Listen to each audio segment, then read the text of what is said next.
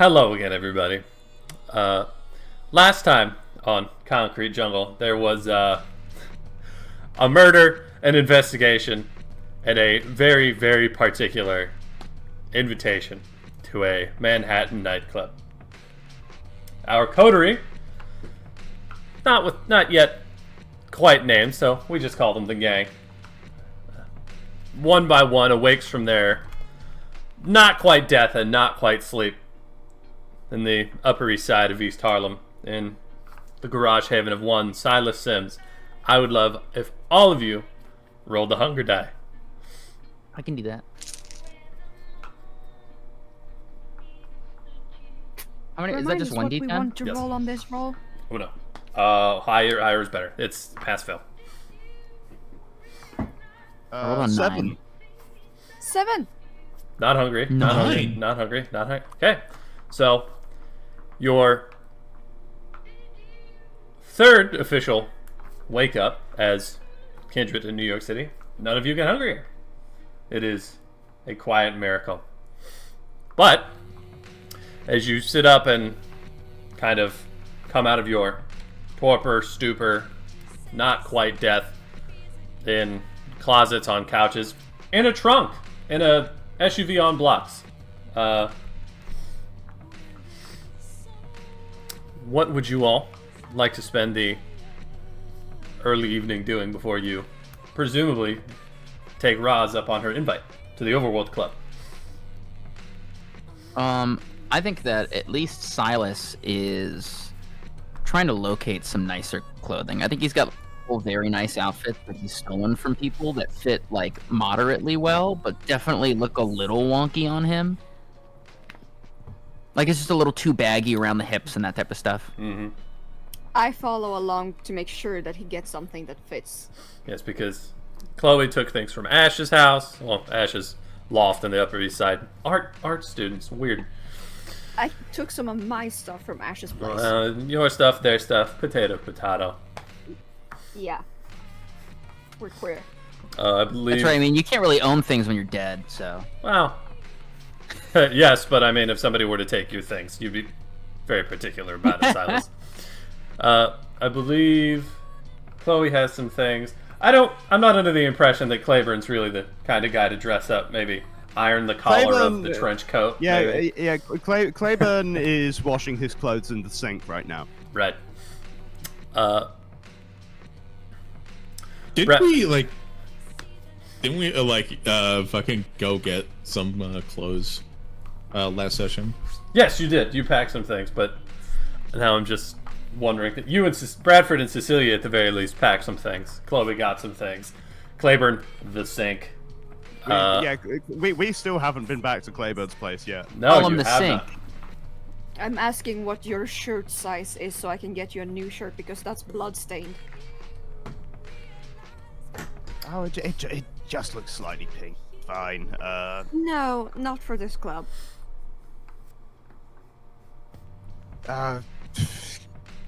Get us an extra. Worst case scenario, I can roll the sleeves up and tuck it in. Is he an XO? Clayburne is, I think, not even the tallest of you. I think Bradford is the tallest of you, so he's definitely not an XLT type dude. He's realistically more of a large, but you know what these fucking places are like. With different places mean say large and mean two very different things. Size 12 isn't always size 12. It's the length isn't always right. Metric, how does it work? You have no idea. Nobody guys. knows. Nobody What knows. the fuck is a size 12? What the fuck is a kilometer? Right. Also, I just realized, in these recordings, have we been recording our video as well? Or has it just been audio? But I don't put those in the actual thing. Oh, I was gonna say that'd be hilarious because I definitely didn't have this much of a beard last recording, and I was going. We don't have to yes, talk about that. It's fine. It's been 2 days. It's been 2 days. It's been 2 days. Vampire physiology is really. I'm sorry. Kindred physiology is really weird. It's a wild, wild thing. It would have also been really funny because I think in every recording I have been a different fucking icon on the screen. You have, and it's been great. And I have made note of that in every edit. Also, I think in every recording we've done so far, you've had a different job. True. That's true. Yeah. Very true. Yeah. Hopefully this It's one's weird to six. think about that. Hopefully this one's fixed. I went through 4 jobs throughout this entire campaign. It's insane. This is our So 7th far. session so far. 7 sessions. This is the 4th episode, quote unquote. Yeah, because the first night was 3. Last night was 3, and this one will also probably be 3, depending. That's up to them. So, what is Silas? Does Silas keep clothes around? I don't know if he's got one of those Amazon So rolly like hanger things. he has this like small like tool shed basically that he keeps a lot of his clothing in, just because it's big and it's sealable, and the garage doesn't always keep the elements out super well. When it like rains really hard, or if it like snows really aggressively, he'll end up like patching leaks and stuff. 'Cause, as a reminder, it is a moderately nice old garage, but it is still an old garage, but I think really the only nice clothing he has is back from when he was working for Uncle D, and he has a singular suit, and then a pair of slacks, as well as a couple different dress shirts and like 2 ties, and a singular beat up pair of dress shoes. So you definitely managed to scrape something together that is at the very least serviceable. Yeah, I don't anybody- look great. Yeah, anybody that wants to roll me, and I'm so glad because I never get to use this skill. Roll me intelligence plus etiquette. Cool. Yeah, okay. Sure. Why not? Hold on. 2 successes. 2 successes, great. I got 3 2 successes. successes. 3, 2, 2, 3. Okay. Success is success, right? Also, Yeah. 2 successes. Okay, so 2, 2, 2, 3. successes. Okay, so all of you get, knowing what you know about the city and knowing what you know about what a nightclub that's in Lower Manhattan would probably be like, you can all pretty well put together outfits and accessories and what have you that are stylishly appropriate for the occasion. Question. Yo. Didn't we say that Ash has been there? And I vaguely recall that. Yes. yeah. Ash has been there before, so I know a bit more about the club. Yeah. Yeah, 100%. Which is like a minuscule amount more because... Yeah. Oh yeah. So I you do want to want remind everyone, if we just look in the chat really quick, I'm a very pretty man. Don't worry, I've got art on the way. So you all managed to sit up, get some stuff together. Bradford, you and Cecilia take some time. You kind of find a quieter corner to get dressed together.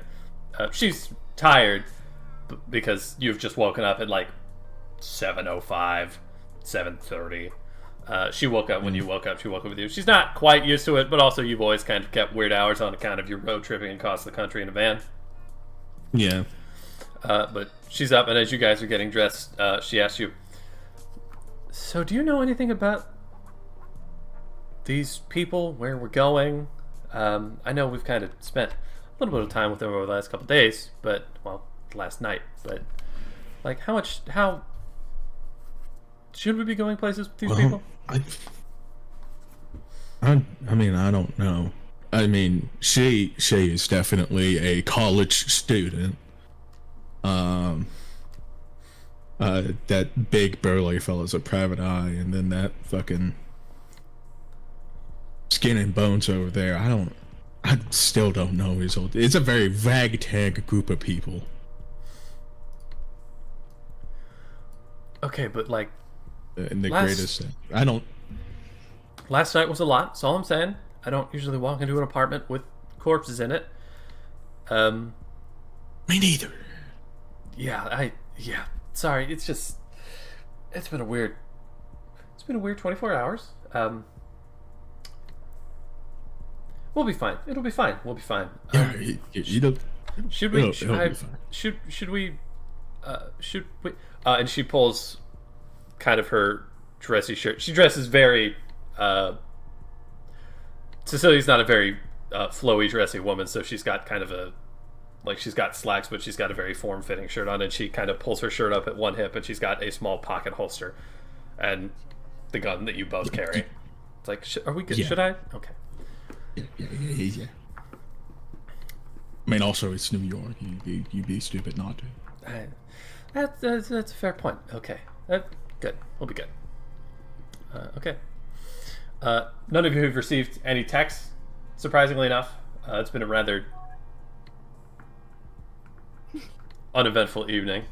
So Monday night, but that doesn't really seem like it's going to slow anything down.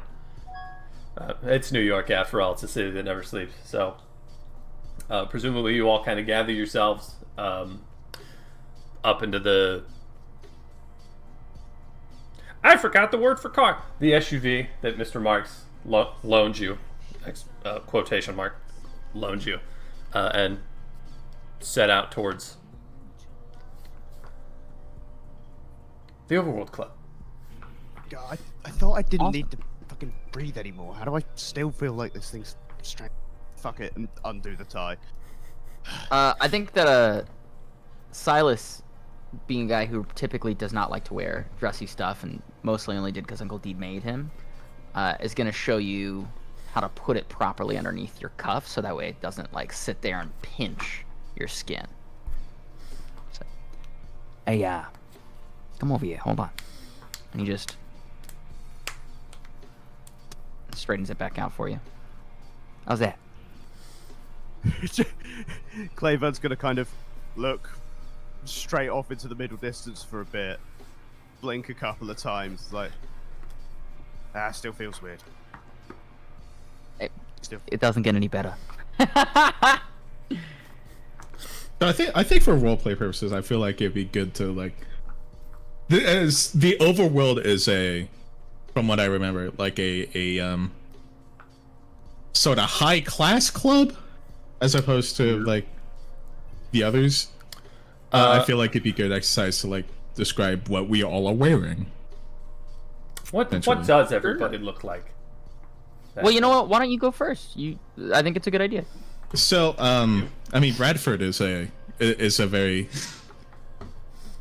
is country. He's a fucking he's not really a classy fellow. He has like a pair of like white slacks or like chinos, and like a black button-up shirt with one collar undone and like fucking like tucked in, and the sleeves are like rolled up in like the fancy way that you roll up a like dress shirt sleeve. Yeah, and some like loafers on.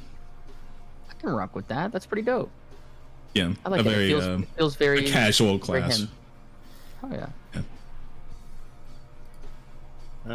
Clayburne's got pretty much normal. It just looks like he looks the same as he always does. It's just he looks like today was laundry day, and the past 2 days have looked like the past week has not been laundry day. Not real big on fabric softener, Clayburne. Silas, what do you look like? Silas is wearing a moderately worn some sort of like lower grade designer suit.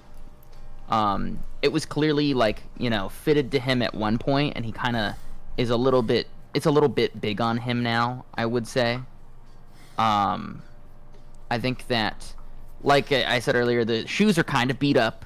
You can see that there's some scuff marks that he's kind of like painted over with black Sharpie or black nail polish or whatever. And he's wearing a like slightly faded white shirt underneath the blazer, with just a very plain black tie on top. Very sleek, not plain, but definitely not entirely in your comfort zone. What is Exactly, Chloe yeah. dressed up as? This is difficult. Haha, I'm making you visualize. The thing is, I can't No, put just- it to words. Paint us a I'm pretty trying. picture word. Oh, just a hero forge accordingly.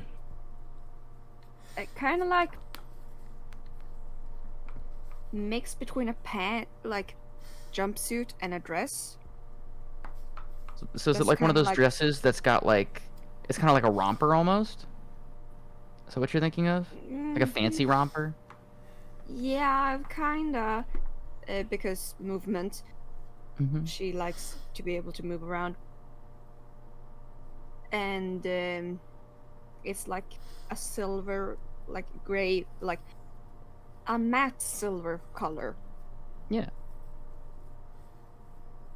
Not what she Okay. would have picked, but she had limited options.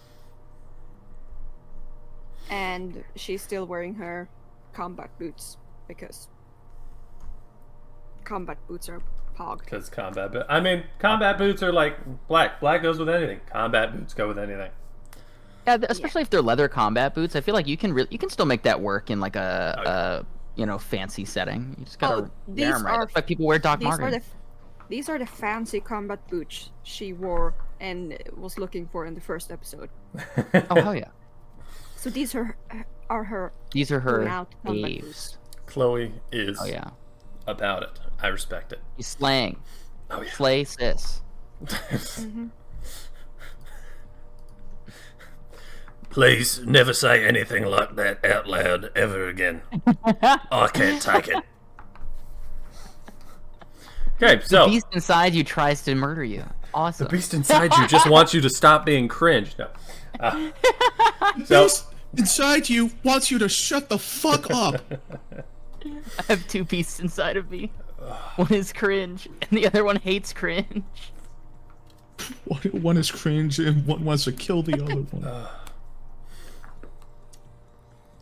So you all take 25, 30 minutes getting ready, getting washed, getting dry, and all bow tied, neck tied up before you file your way into the SUV and turn southwest. Silas, will you make a drive check for me, please? Fuck yeah, I will. Yeah, that's just drive. I think that's like drive plus dex. drive dex, right? Yeah. Oh god, this is not my best. Actually, depending on how you want to do it, it could be drive plus composure. I mean, yeah, I can see this being kind of stressful because Silas really hasn't been on this side of the world since he split with Uncle D. Mm-hmm. I think some of this, like the getting dressed up and stuff, was very much like just falling back into an old routine. But I think especially with, I imagine typically in our car rides, we're pretty quiet from what we've role played, unless we're like actively dealing with problems. So I think being left alone with his thoughts really freaks him out. So if you're cool with it, I'm down to do composure. Yeah. You have had a rather stressful past 2 nights. All of you have, but you, Silas especially, it's just like, ugh. It's been not great. Not great. I get 4 successes, Kerchow. which is 2 crits and 2 fails. So you are more than capable of piloting this giant box through New York City streets. You take your time. You get left turns, right turns. You even get a couple consecutive green lights, which never happens. In New York? Are we in New talking York, about the same New York? Especially moving east to west, just doesn't happen. All of you make, as you are driving through these city streets, it's 7:30 in New York on a Monday. It's still very busy. All of you make wits plus, actually just intelligence plus awareness rolls. Okay. I got 3 fails, 1 success. Those awareness. Just one. I didn't Intelligence, get like awareness, was that? Yeah. critical Or failure successes. thing though. I got 3 successes. I got Four. 2 successes. Okay. 4. 1, 2, 3, 4, all the way up. Okay. Silas is driving. You're all kind of quiet. He's got the radio turned on low just so that there's not dead silence. And Silas being kind of in his own thoughts about this being one of the very few things in the underworld that's new to him.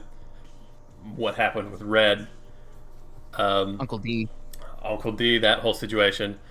His eyes are really mostly on the road in front of him. The rest of you notice not having to drive and really pay attention to the road. There's a pretty upped security presence on the street now, compared to you'd see a cop standing around on his or her phone every couple blocks, standing on a corner, kind of scroll, up left, up right, scroll, doing sort of that. It's not like that now.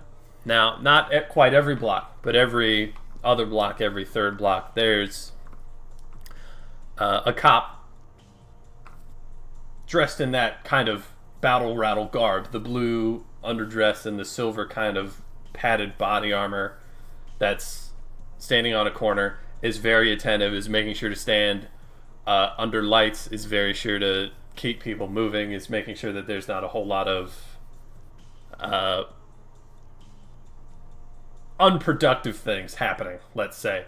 And you see across their chests they have MLT or MANT for the task force that was announced. Mayo, lettuce, tomato. Mayo, lettuce, tomato, yeah.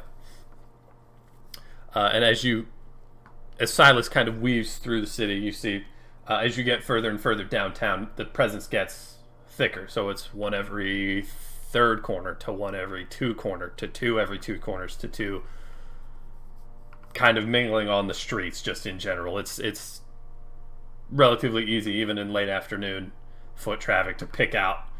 These guys are kind of everywhere.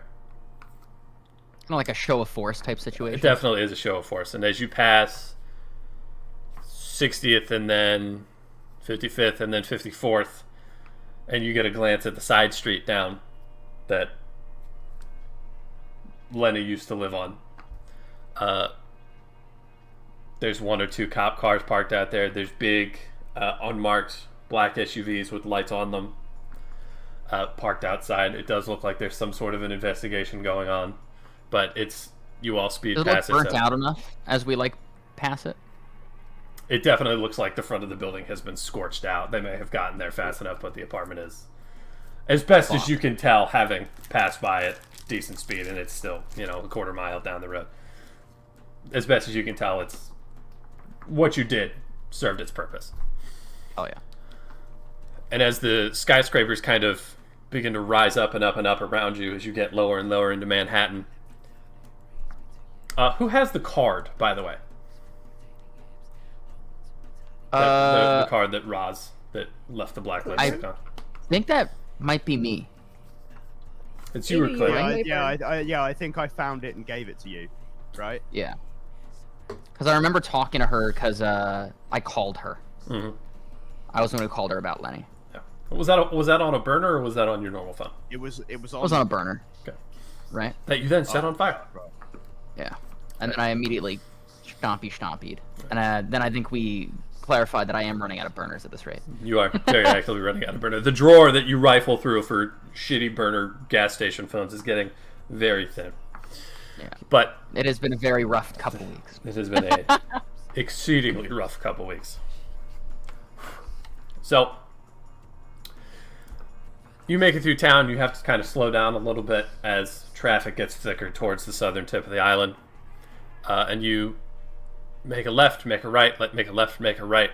And you end up in front of a building on 7th and 42nd Street. Right on the corner, on a very, very active four-way corner. A very active hotel.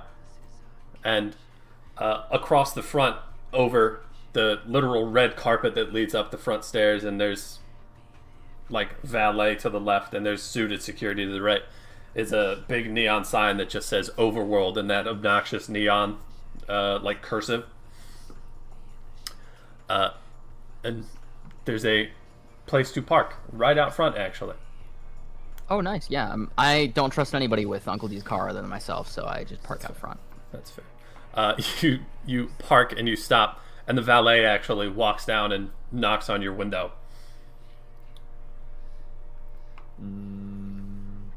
Hello, sir. Will you be perusing the Overworld Club tonight? Yeah, man. I'm going in.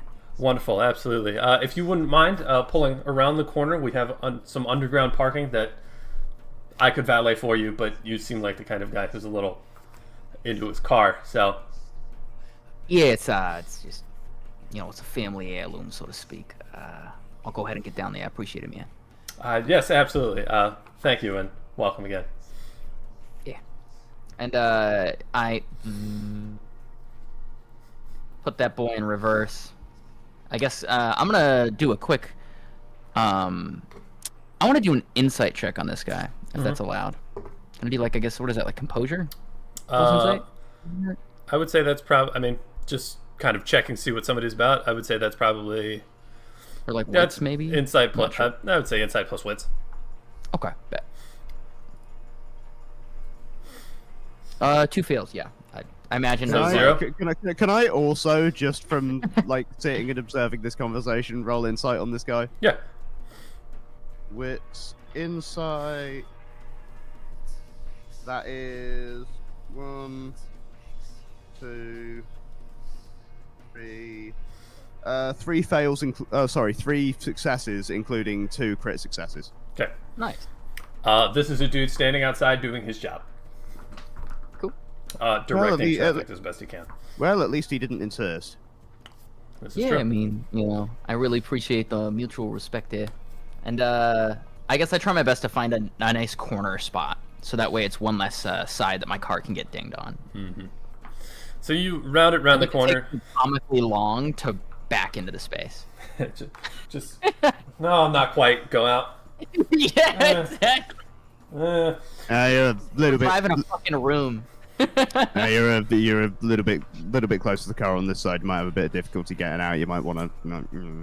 Fucking damn it. And you start to swear a little bit in his breath. And you end up parking like in a back corner next to like a C300, and very obvious, like with the most perfect. Both of you have the most perfect parking spot you've ever seen. So, but you kind of get the idea that this dude parked back here for the exact same reason. It's because he did not want to get dinged. And so you make your way back up the parking ramp. There's like a staircase. You pass a couple people going down and coming up behind you, around the corner back. And the security guy does not really give you a second thought because you're all, dressed up. He's more looking for street rabble trying to get in. I kind of like do a knowing like eyebrow raise, like, see why I said we had to be fancy? Oh yeah, I mean. I don't say it out loud. I'm just like showing my face. Like I also give a knowing eyebrow raise to go. You're not IDing her, really? Okay, fine, I guess. I'm over 21. That's so funny. Do you look it? She looks like Florence Pugh. Oh my god. That and the assumption is that if you come this far downtown to go to a nightclub, you're not trying to fake a way in. Yeah. Well, it's also, I imagine it's like when you're at this nice a nightclub, the likelihood of some random kids having a fake and also having the money to pay for the booze, at that point, I might as well just let them pay for the booze. Mm-hmm. Yes, I'm sure the cops on every street corner would agree with you. Oh, yeah. Oh, they don't care about that. Yeah. They're after something a little bit different. But, so you guys We're talking about the difference between, like, piracy and stealing a car right now. Yeah. So you guys end up these stairs, and you step foot into this just obnoxiously ornate lobby area. There's, like, the bright red velvet carpet. There's this nice marbled paneling along the walls. There's these, like, really new age... like in WALL-E, how everything was that kind of like white sheer, like a really uppity future plastic shit. There are 2 separate desks that Nouveau Riche bullshit. Yeah, that are like intaking people. This is all. It's the Overworld nightclub and hotel. So there is a hotel. So you see, kind of mixed in with the stream of scantily clad women. Very Wall Street looking dude bros trying to move their way towards the section where there's a line actually on one wall, and there's an elevator going up and down. Actually, there's 2 elevators, but one is for just going up, and one from time to time brings people down and opens up, who are just absolutely sloshed, having a great time, but definitely on their way out. Even at 7:30 on a Monday. They Fuck it. started early. They started early. Well, it's Monday. God, it's like It's been a shitty Monday. Yeah. I can feel my cards maxing out. Just looking at this place. I think that You're telling me. Silas catches the vibe here that he needs to make us appear like, obviously we're meant to be here, but that we aren't people to really talk to unless we speak to you. So I guess I'm going to do my best to put on that facade of like, I am above this and I can't believe I'm having to stand near this line. So you guys, you presumably just take a place in the elevator line, right? Yeah. I'm looking for basically the one that's not giving out key cards, because I imagine that's the one for the hotel. The one that's not giving out. And I feel like I'm already giving off the air of I don't want to fucking be here or talk to any of you fucking people. Very fish out of water look on your face the whole time. Also, what was your wife's name? Cecilia. What's she wearing? Oh, that's a really good point. What's wifey wearing? Is she busting it down sexual style? I think she's also wearing like a pair of white slacks, a black dress shirt with a white vest and like a tie under it, and a white tie under it as well. That's baller as fuck. I like that that kind of polychromatic. That's pretty cool. Yeah, and some fucking black Oxfords. Hell yeah. More formal than Bradford.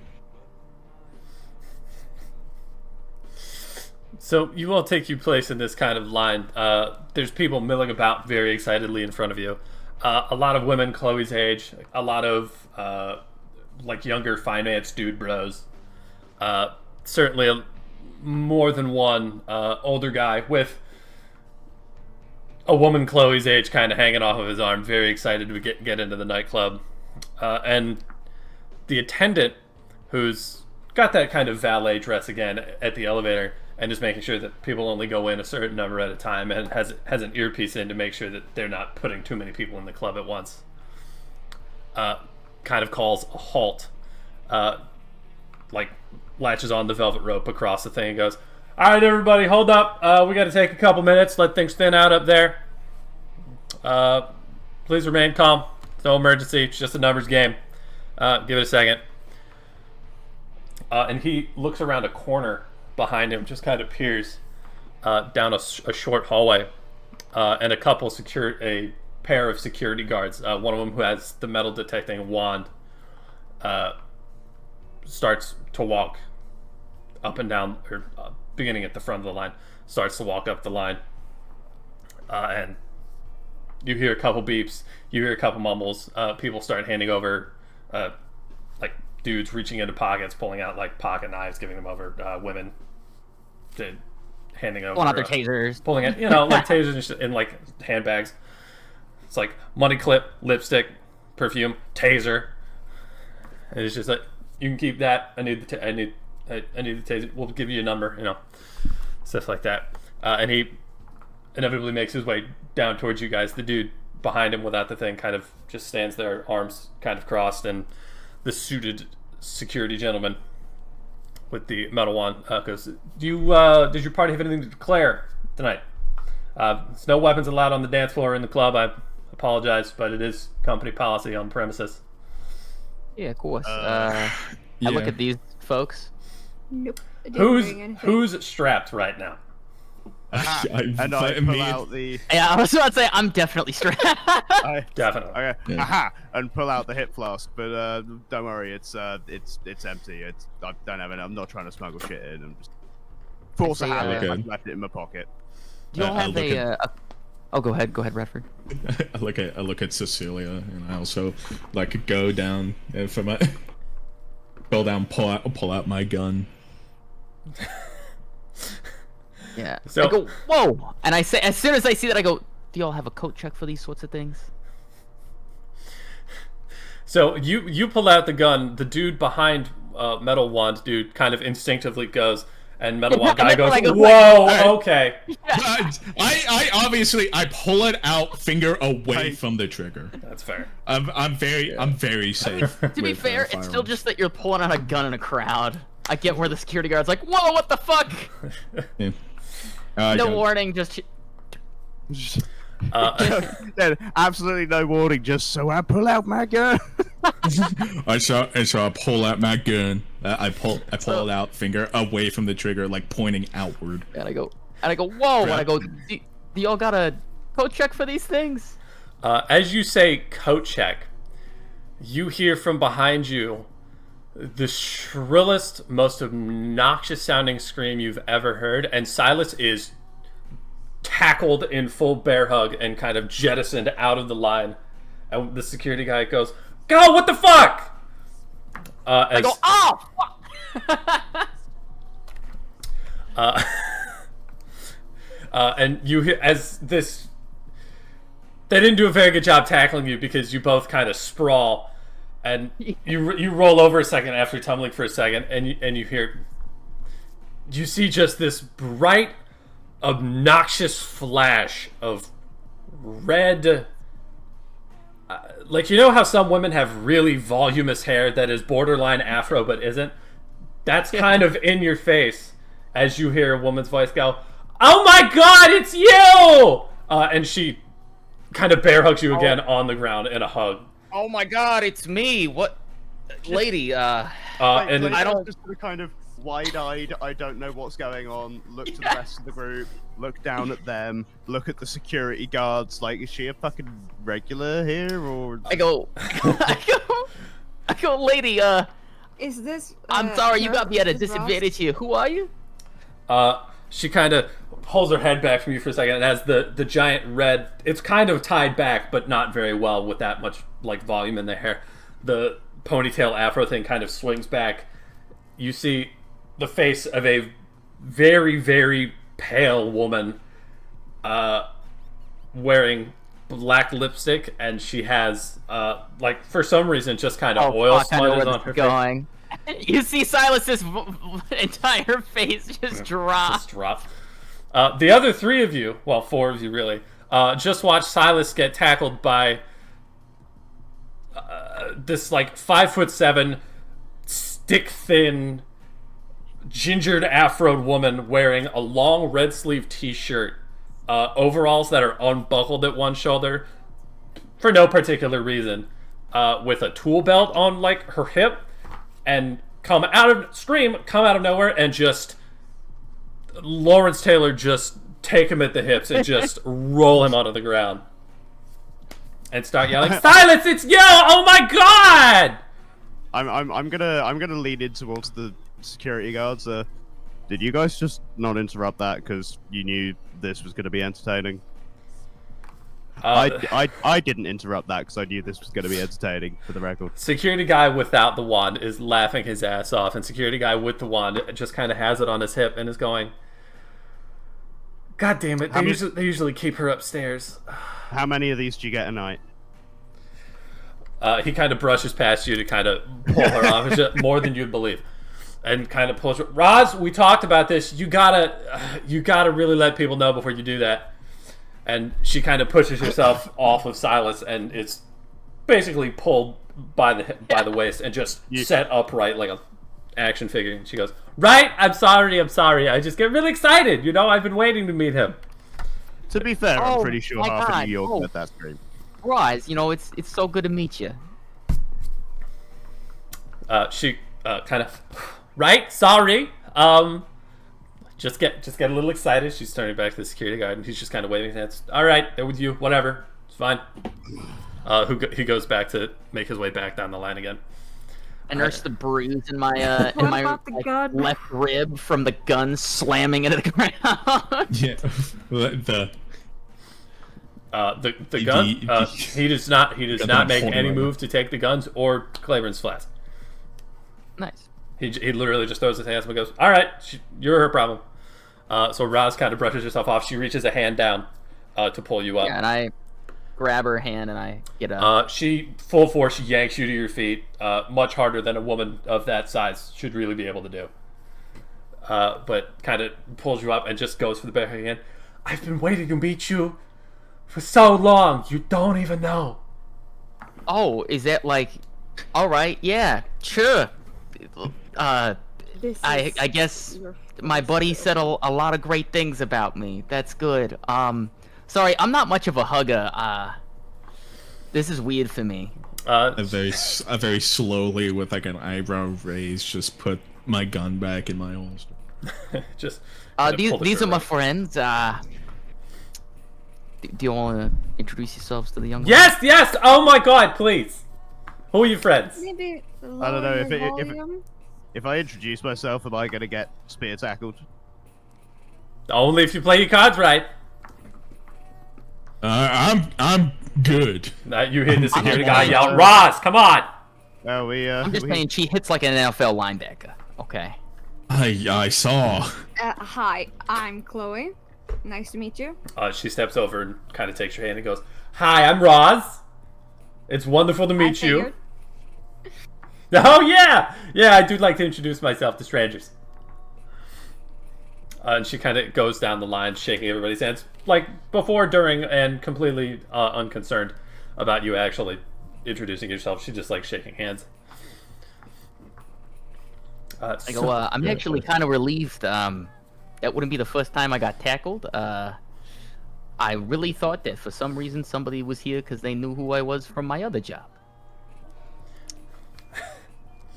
Her face drops. She makes stone cold eye contact with you and says, "Don't worry, we're very clandestine around here." Oh no, I meant more that, I do the whole vocalist stuff. It's really hard right. sometimes. The vocal work. gas station. I'm sorry, you fucking what? Yeah, I'm a vocalist. Oh my God, maybe we can have you perform. Oh, that would be great. No, that wouldn't be good. No, I'm good. No, it's This is okay. I'm sure totally you'd not be my great. theme. Go ahead. I'm interested. I'm an audio engineer in training. I bet I could make you sound just chef's kiss magnifico. Yeah, I bet you could. Silas is very clear. Also, that face was the exact face Silas was making. He is very clearly kicking himself. That he said anything about the vocalist stuff. Yeah, maybe not the right person to say that to, but No, definitely the no. funniest person to let that slip to. I didn't think that one through. So she she kind of turns broadly to the group and goes, "So, you guys here for a party?" Yeah, kinda. And I hand her the business card. She takes it and goes, "Oh, I remember where we were when I gave this to him. Oh." She goes from joyful to stone cold back to joyful to on the brink of tears in like 15 seconds. I kind Silas, of take her hand not and being a like, hugger, squeeze just it. kind of like very lightly gives her a side hug. Oh, Lenny! Oh. Hey, if you're would it be a good idea for us to do this somewhere that isn't in front people? Yeah, In the yeah. lobby. This is a lot for me. Right in front of the crowds, right? And she turns to the line. You know, Sorry, if- everybody. I'm just thinking if you cry as loud as you greet people, we're gonna be Yeah, I'm sorry. I'm kind of a hugger. All right. Well, if you guys are here to have a good time, I can certainly make that happen. And she about faces and starts walking down that hallway that the security guards came out of, presumably expecting you to follow, because one of the security guards goes, "Roz, what did he fucking tell you about using the..." And she cuts him off. "Don't worry about it. They're with me. It's great. It's going to be great." Yeah. And he again just throws his hands I up. have like a pleading look at the security guard. He looks at you, shrugs, and just goes, "Fucking, she's over there, man." As we're kind of walking along, I'm gonna like turning to keep facing him as we're walking. Like I don't know. I'm really sorry, man. I didn't realize this was gonna be such a thing. Like Yeah, Silas is I think this is the first time you guys have seen Silas really like this far out of his element. This is not the vibe. This is so far gone from what he's used to. This woman is like if cocaine did LSD and then had a baby. Chat, he doesn't know. All right. So you, Yeah, follow her. I guess. Yeah. so the four of you follow this, for some reason, kind of grease-covered, overalled woman into the gut back, like industrial service guts of this building. Through the door at the end of the hallway, takes a left down kind of a longer service hallway, and there's a, much like the elevators in the lobby that were, these giant gold framed, like ornate things. There's another elevator like that. That's instead of gold, it's like this almost platinum silver type deal, with a panel on it that instead of a normal elevator, it has a, because you know how normal elevators have the double buttons and And all that fun stuff. Yeah. it has one button. Oh, tight. And so she goes, guys, come on, it'll be great, I swear. Smacks the button really hard with just an open palm of somebody who's way too excited and may or may not remember how elevators work. And the doors immediately, ding, whoosh, and slide open into this similarly ornate, like nice carpet. It's got the like gold railings around the side. I don't know why an elevator would need railings, but that's money for you. Hey, big as cat is. So Yep. drunk people can hold on to them. Is there some sort of check that I can make to like see if I see a sense of maybe kindred spirits, perhaps? Maybe like a clandestine affiliation with this individual. I don't know. What are you asking me specifically? Does this person give off like just? Well, I know that she's a vamp because that's what Lenny said. Does this person give off the same vibes that I have? I'm not entirely positive what you mean. Like, is she also a quote unquote like spawn like we are? Yeah. Does she feel like she's from the same kind of like trash bin of kindred that I'm from? Mechanically, like- is she the same clan? Oh, Yeah. There is no way for you to tell that, but I would guess that from your first 30 seconds interaction, you and her probably mentally and emotionally don't have a whole lot in common other than one of your best friends just died. So That's fair. Okay, that's good. Yeah, that's what I was mostly asking. I was like, how can I ask this like in an in-character way? Because I don't want to like just go like, "Hello, how much HP does the monster have?" You know what I mean? I look really hard at her stat table. Oh, that's what the kids are calling it these days. Oh my god. boo. So Boo real. faces. He's so Hey, real I'm for leaving. that. Hey, So, go, you I'm got a leaving nice stat again. table. We want to come back by. All that for- Hey girl, did you put all your points in Constitution? Oh. It looks like I'm you taking my did. 20% and leaving. So she hits the button, the elevator doors swing open into, again, a remarkably ornate elevator box. And she kind of steps in, holds the door, and goes, come on, it'll be great. It'll be Step in, wonderful. Like, what the fuck? I Our lives step can't get in any crazier, right? right, exactly. I step in very tentatively. It's like I'm not sure how I feel about this human being yet. And if it weren't for the fact that this is my only way to figure out what happened to Lenny, I would not be here. So presumably the rest of you follow suit after Chloe and Silas. Yeah, I'm gonna get in the lift and specifically stand near the panel. just eyeballing out the specific buttons. You notice on the panel, because on a building this big, you would presume it has stuff to everywhere. This only has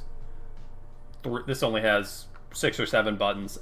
There's a button for the 31st, 32nd, and 33rd floor. This building is 40 stories. It's a skyscraper. There's a button for the nightclub, offices, and there's a button for ground floor lobby area. And she presses. Shoot us. Sorry. I said, where'd she shoot us? So, in the back of the head. No. And she turns to look at you guys and goes, "You guys are absolutely going to love this," as she presses the nightclub button. And the elevator starts. Starts. This is very important. Does the button say nightclub? Yes. Well, Okay. it says club, but you know. So, what exactly do you do around here? Bartender, tradie audio engineer, Well, Mr. Ward really likes to keep. I'm sorry, he doesn't like. Well, Mr. Ward lets me.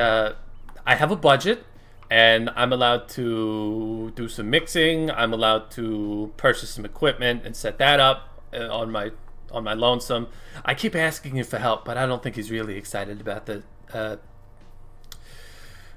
financial situation of it. Anyway, so he lets me set up things. He lets me contact acts for performances and stuff. And she shoots Silas a wink, like, yeah, you're number one, pal. And he kind of lets me. I don't have full run of the facility, but I mean it's I get to do kind of a little bit of everything.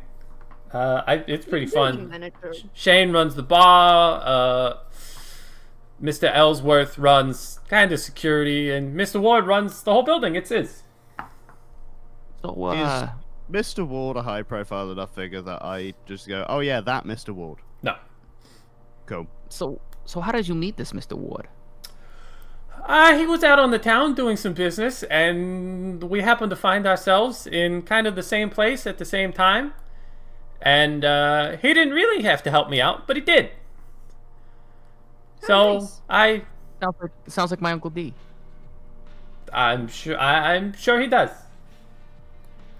So yeah, I kind of do a little bit of here and there. And as she's in the middle of saying that, she gets a buzz on her phone. And I kind of absentmindedly pulls it out of her pocket, goes, oh! Swipes it and puts it on speaker, goes, hi, Ronnie! What's going on today? And you hear from the other side of the phone and go, Roz, how many times do I have to tell you not to invite strangers into the staff elevator? And she looks up to a corner, which presumably is empty, but she's looking at it like she's looking at a camera, and she waves and goes, oh, right, I'm sorry. I mean, these are friends of mine. These are friends of Lenny's, Big Red. You know, the sweet little kid on the radio? And he goes, I'm sure they are, but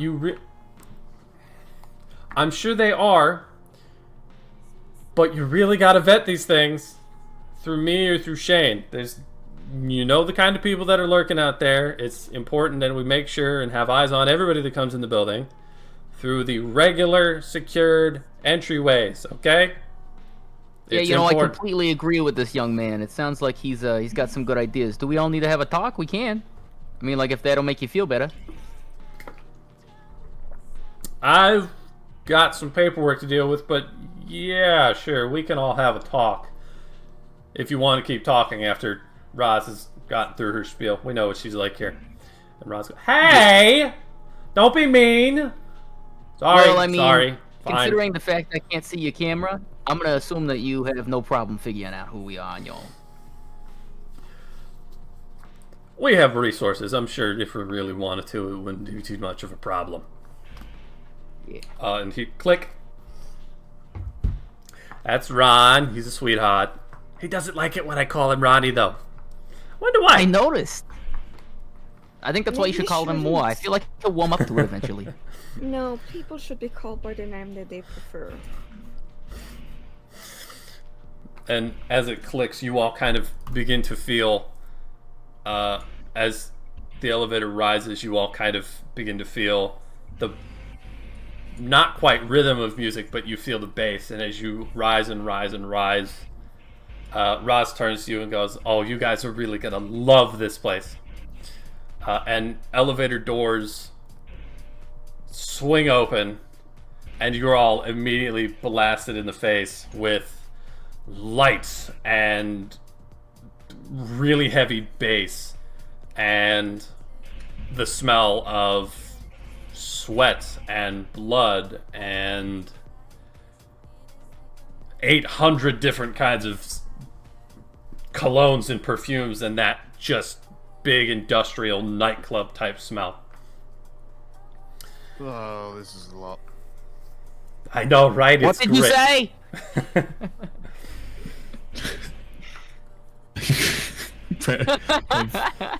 You look at Bradford. He like looks like very obviously and like nauseous.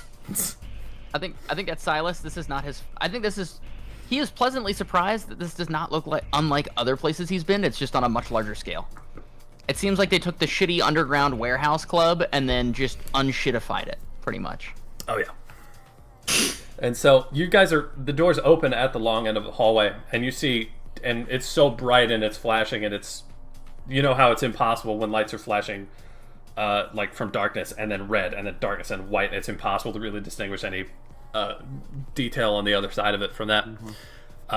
But the doors open and there's the hallway, and Roz just kind of guns it and goes, "Come on, come on, come on! This is gonna be great!" And guns it and rounds the corner at the end to the right. Oh, all right, I guess. Fuck. And I shrug to the rest of the folks, and if no one else starts, I guess I'll start sprinting I've after her. already followed her. Hell yeah. Yeah, I'll kind of bring up the end of the pack. I guess I'm second in the sprinting order then here. Okay, so Because if we lose her, that's not gonna be fun. It's gonna be bad. So Chloe and then Silas and then Clayburne and then very reluctantly Bradford and Cecilia follow out the elevator. This hallway's not super long. It's maybe 20 or 30 feet. There's a service store, like one of those big red, like it's got the porthole. Like I'm thinking of the doors from Ratatouille, you know? The swinging service doors. And as you kind of step past that, you step out onto this giant, not quite outdoor, not quite indoor pavilion. And there's this long bar to your right, and there's like a more casual carpeted seating area with sofas and tables and whatnot, and people kind of milling about, having a good time, smoking, champagne glasses, martinis, all that jazz. The long bar to your right has 5 or 6 or 7 or 10. The crowd gets pretty deep towards the far end. Bartenders behind it, all in that same kind of the valet gear. Uniform almost? Yeah, like the valet gear uniform type thing. But they've all got like aprons and have a menagerie of equipment in front of them. They've got the shakers, they've got the taps, they've got, glasses and bottles on the giant illuminated wall behind them that's kind of slowly flashing red and white along with the music, but softer. And you happen to see in particular, right kind of in the middle of it, Roz is in the middle of the bar, in the middle of the crowd, like leaning entirely to... You know how some people lean... Sam, you're probably really familiar with this. Just way too comfortable and just leaning, almost standing over the bar and talking to somebody. She's talking to an older guy. Not much older than most of the... I mean, it's New York City bartenders are all like 23, 24, 25 and broke. There's a dude who looks a little bit older than the rest of them, who's wearing a black, I guess, paperboy cap and a black vest and dress, like the same thing as the valet people and the bartenders here, but he's got a black vest on, so apparently people know he's in charge. And he and Roz are having a very one-sided, excited conversation, and she leans over and looks down the bar and points at you guys, and his eyes follow, and he just goes and turns back to her and says something, and she kind of gives that, yeah, I know, look, and kind of pushes her way back through the crowd, and gets back to the group. And as she comes out of the crowd at the bar, she grabs Silas by the hand and goes, "Come on, I gotta show you the dance floor." All right, yeah, that sounds great. Yeah. And again, the flashing lights, because you could get the sense that you're on a slightly elevated position with the tables in the bar to your left and your right. And so she kind of pulls you through the crowd and some more like thinner standing tables without chairs, people just milling around them. And stands you at the top of this like 10 or 12 step high. Oh wait, fuck, no, I know where this is going. God damn it, no. I think Silas realizes as she starts to bring him up things, he's like, wait, no. And there's like a slight pullback. And she kind of stops at the top of this. She's like down one step, but she still got you by the hand and goes, "What?" And as you see this dance floor, that's this giant dance floor that's set in. There's flashing lights from above and below. It's a giant glass dance floor with like one of those. It has like a it has like a secondary level below it, and there's lights flashing up from underneath. The 12 or 14 steps down, about halfway down, there's like a side level that kind of comes out another 10 or 12 feet that people are standing on and more casually dancing on. It's like an upper ring dance floor around it. The far wall isn't really a far wall. It's this giant tinted, these giant, like almost blood red, but still kind of, it's opaque, but not completely colored off. These giant red opaque panes of glass that extend out and above you and come at a 45 degree, well, a little bit less extreme, but like an angle, and extend above you and connect back into the ceiling, the like back wall above you. This whole thing is kind of jutted out like an L. So like you came out of the elevator and came out here, and the glass is like this up into the building. Oh shit! And that's sick as fuck. And you see, like the rest of the building and the hotel rooms kind of stretch out like that, just straight up. But standing at the top of these stairs, you can turn back and look, and there's the bar level with you, and then above that, there's just one single, like wall of glass looking out. And there are like an operations box looking out, but like floor to glass or floor to ceiling glass. And you see two men in suits observing the dance floor. And as you come into view, both of their eyes laser right to you and Roz. And there's a real tall, like maybe 6'4", 6'5", but like big sprinters built. Like we all know what Badger's built like, right? Yeah, kind of built like that. He's got like a real close cut, like not quite high and tight, but definitely like styled blonde, platinum blonde hair, really well dressed suit. Well, Roz, friends of yours over there? And she turns to look up, kind of over your shoulder, and goes, "Yeah, the blonde one is Ronnie." She blows him a kiss. You see him in return kind of go and talking to a walkie-talkie. And the dude next to him, who's shorter, not short, but 6'1", 6'2", a little bit broader, a little bit more like built. Problem solver build. Yeah, a little bit more built. Who's got his hands kind of clasped behind his back and is looking out and making eye contact, like down on you two. Kind of a more square chin, much more well kept, like less youthfully stylized, just more well kept, darker haircut. Has a black suit, white, like darker white undershirt, and a purple tie. He turns to say something to Ronnie over his shoulder, and Roz goes and points and goes, "And that is Mr. Ward." Don't worry, right. I know how he looks, angry all the time. It's just kind of it's just because of the way he runs the business. He's got to be kind of on it all the time, I tell you what, my friends want to ask you a couple questions, if that's all right, and I'm not gonna ask you something for nothing. You seem to really want to hear me sing, right? She gets the most puppy dog eyes look on her face. Like that. Most puppy dog eyes look on her face while she grabs your hand with both hands and goes, He does not like that face. "Oh my god, would you? It would be so funny. I'm sure the DJ I hired will not be put out at all that you are interrupting him in the middle of a set." You see on the, like, down on the dance floor and then kind of on a ramp back up, there's a platform where this just kind of miscellaneous DJ looking dude is just absolutely just voguing the shit out of it to this music.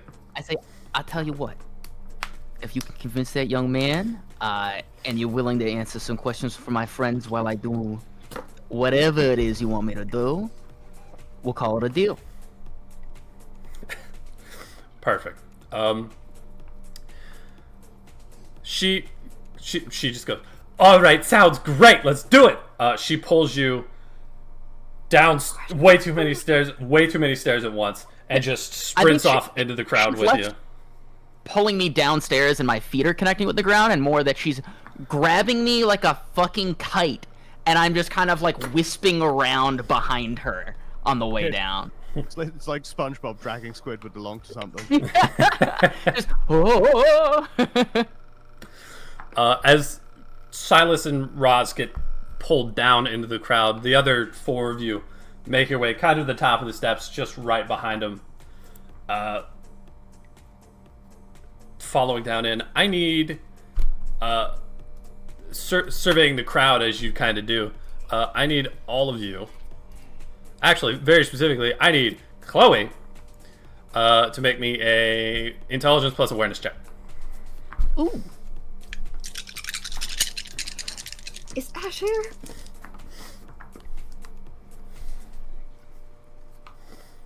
Three successes. Okay. You kind of stand here and survey the crowd. It's much the same makeup as it was downstairs, but a little bit more diverse. Sure, there's the skirts and dresses that are a little bit too short. There's the Wall Street dudes that are all like loose tied, just kind of like maybe a button or two down, just absolutely going nuts. There's the older dudes mingling and talking with way too young women. Women who are much younger and are very obviously, to everybody except the old guys, feigning interest. And you see,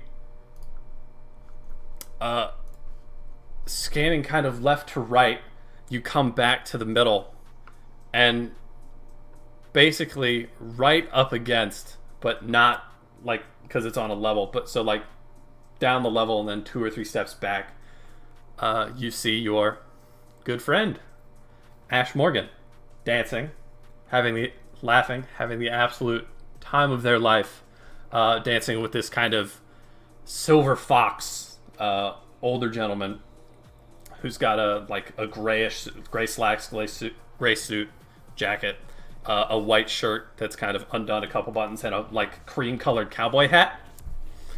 Just absolutely having the time of their lives together. She's laughing, she's dancing. The guy seems like he's having a great time too. I kind of just pull up my phone, take a photo, and send it to her, send it to them, this you? Jokingly, because I know it's them. And kind of start walking towards... I love that Jeepers Creepers vibe of, I'm watching you. I always feel like I was watching me. I was going to text her that I was here. Oh no, I was gonna say now walk to a different side of the club, wait for them to walk to where you were, and then take another photo. Oh no. This is my best friend and roommate, who I haven't seen in forever. So I'm gonna beeline it towards her. Fuck yeah. Oh yeah. I'm gonna sit here and pretend that I wouldn't do exactly that to any one of you. So there's honestly, if I got a text from Sam while I was out in the middle of redacted It was a photo Texas, of you. and it's just, is this you, bro? I would go through 8 stages of hype. I might even shit myself. Having done this exact thing to a friend of mine and watching him wig the fuck out in public in a Walmart, chef's kiss, perfect. But so there's kind of a lull in the music for a second, and so Ash kind of steps back. The cowboy dude doesn't really go anywhere. He's still just He's doing that not quite dancing, but still kind of dancing, the thing that old white dudes do at parties. And so Ash steps back and away and takes a sip of a drink that's kind of on the upper platform, and happens to check, feels their phone buzz and happens to check, looks down and immediately, with a big smile on their face, looks around. I'm also looking at her when I'm walking towards her, so she would clock me. Yeah. So Ash kind of turns, scans, sees you, says something to the older gentleman, who nods, smiles, and very actively watches them walk away. Ash is dressed in this kind of ultra modern, not quite very androgynous, but still definitely very feeling themselves. It's this like really tight or high-waisted kind of like white suit pants with this woven leather belt kind of in between it, and this like dark black, obviously, but like dark black cropped jacket that's cropped like just above midriff. Way too high. Way too high. Definitely a very specific style choice. And a similarly dark kind of cut off crop top, like dressy thing right on that, and just absolutely beelines it towards you. Shuffling past Silas and Roz. Roz has no care in the world as she is yanking Silas through this crowd, a couple dozen deep, to get to the table. And I'm sure that DJ won't be put out at all. no. So, And Ash. Yeah, I don't think I've ever met a DJ that wasn't happy to stop playing when asked. Work stuff. For real. So, I'm not mentioning anyone specific. don't no sleuthing, internet. So as Ash starts to move towards you and Silas brushes past them, what are the other three of you doing? Sitting by a bucket. Sitting by a bucket, waiting until it just I'm useful, or waiting until I am needed in the scene. Like he's in timeout. Oh my god. No, Clayburne's probably sat there with Bradford and Cecilia going, I can't even drink anymore. What am I supposed to do here? Like, Oh no, you can probably go talk to that lady. like I'm just gonna sit. I failed. Awful here. So you've all kind of segregated yourselves. You didn't move too far into the club or off to the tables or at the bar or anything, and you certainly didn't move out towards the dance floor. And you, no, I probably would have found like an area of decently high elevation that we can kind of set up, keep Bradford away from the Probably worst of the near a lights and trash noise, and can. just kind of observe everything. Yeah, like as near to a trash can as a table is. right. Some drinks to So you- just have. Yeah. So you And see a also- couple people leave a corner table that's like right at the corner of the dance floor, but not like down on it. So that you've got elevation. Bradford very specifically taking the place furthest away physically from the dance floor, and Cecilia taking the place second furthest away from the dance floor, so that Clayburne can kind of keep an eye on things. You see Chloe descend, you see Silas kind of pull through, and after a minute or two, before anything else really happens, I think anybody gets into anything.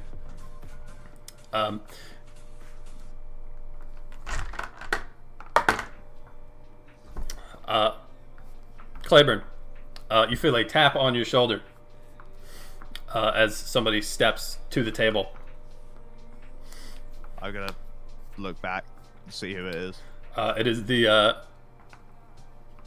paperboy capped, black vested gentleman from behind the bar, who kind of regards all of you widely, but talks to Clayburne specifically and goes, can I get any of you a drink? Water. He nods. Yeah, water for him. He's DD. think didn't realize quite how much the lights were gonna be. They are quite excessive. And I will take a double on the rocks of whatever the cheapest, shittiest whiskey you have at that bar is. He nods. Turns to Cecilia, who does not look excited to be here. Goes, all right. About faces and moves back towards the bar. I mean, I think he just takes the order from. Oh, okay. About faces back towards the bar. Meeting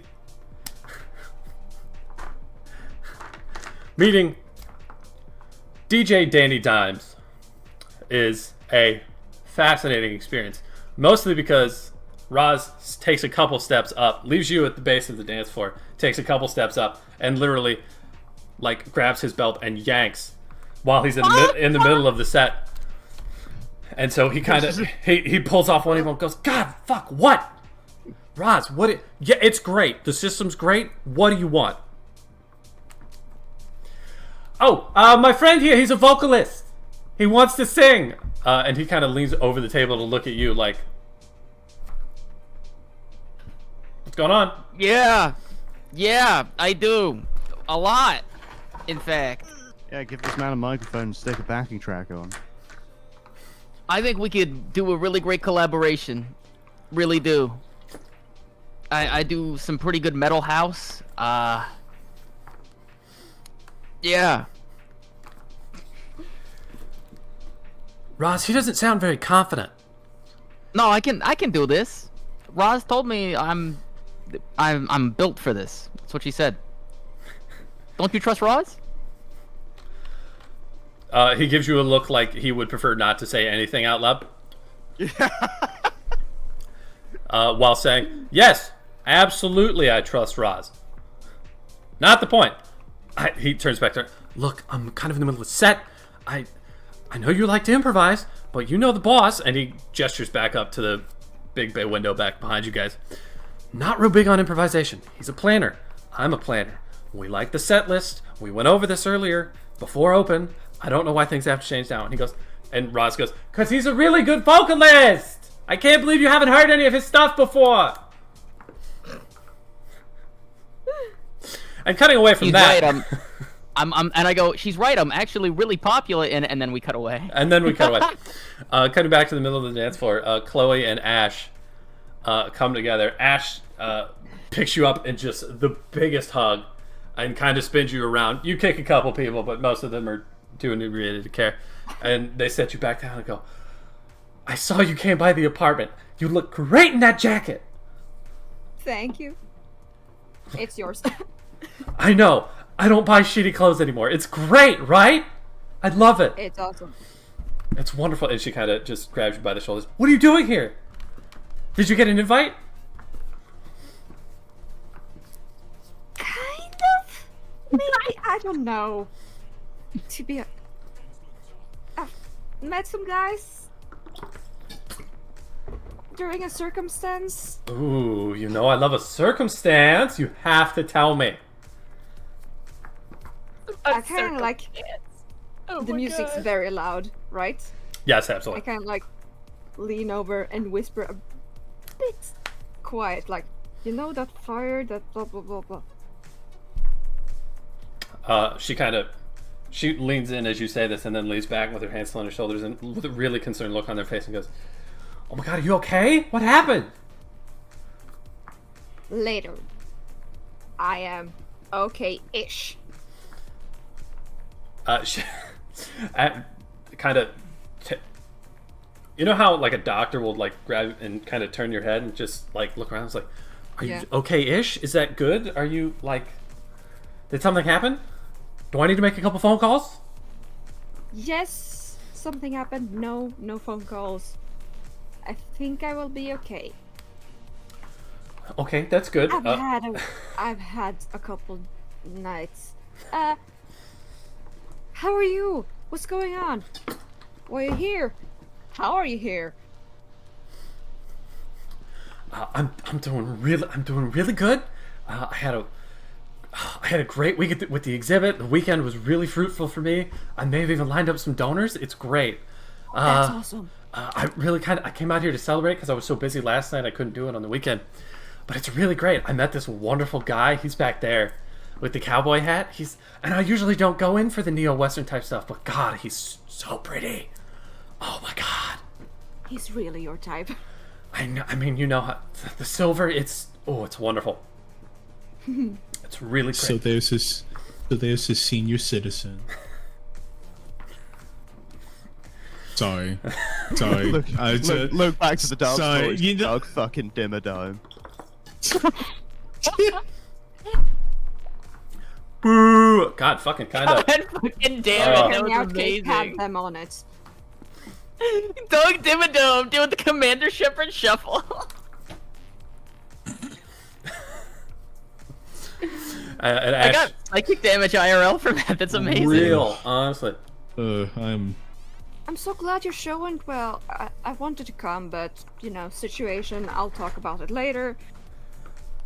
That's good. That's good. Hey, do you want me to go introduce you to this guy? He's really sweet and a great dancer. Sure, why not? Awesome. I'm feeling crazy. Grabs you by the hand, immediately about faces, and starts pulling you through the crowd. Bradford, Clayburne, Cecilia all see this happening. None of you seem particularly enthused about going down there and seeing as the capped gentleman.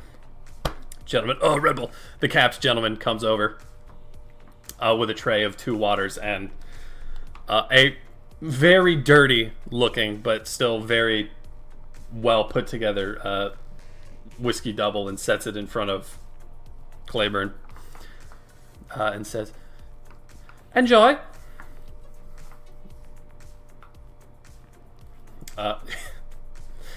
He hangs around a minute to see if you. He steps away for a second and then kind of stands there and turns back a little bit, like half turns back, to see if any of you take a sip. No. I will take a sip, specifically not swallow any. Okay. I need you to make me a. Oh, wait. Okay, so basically I'm trying to make it look like I'm drinking this when I'm actually not. Can I Yes. just, like... You can. Make a manipulation plus etiquette check. Wait, if he gets high enough, can he just go, "Oh," and just fucking Just... fucking pour it over his It is shoulder a and very go, crowded. It "Aw," is a and crowded aw. nightclub, but he is still standing right there watching you do this. just... You imagine? That'll get clipped forever now. Oh yeah. Oh yeah. Right, sorry, what am I rolling? Composure plus etiquette. Composure plus... That is 3 successes. Hell yeah. Okay. Oh wait, hang on. Two crits is 2 crits is 4. 4 successes. Right, so it's Oh fuck, I forgot. 5 successes then. Oh, Hunter's green. Oh, 5 successes. Am I green? You're back green. All right. Okay. I'm gonna turn this backlight on. Actually, I can't see diddly nuts. Okay.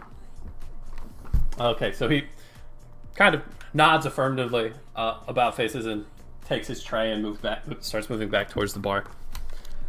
when he turns around, I'm just gonna on the floor. I would do back in the glass. Don't be mean to the cleaner. This is No, the worst backwash thing is that's gross. ever. This is the worst thing that's ever fucking happened to me, Tastes man. like cigarette ash and gasoline.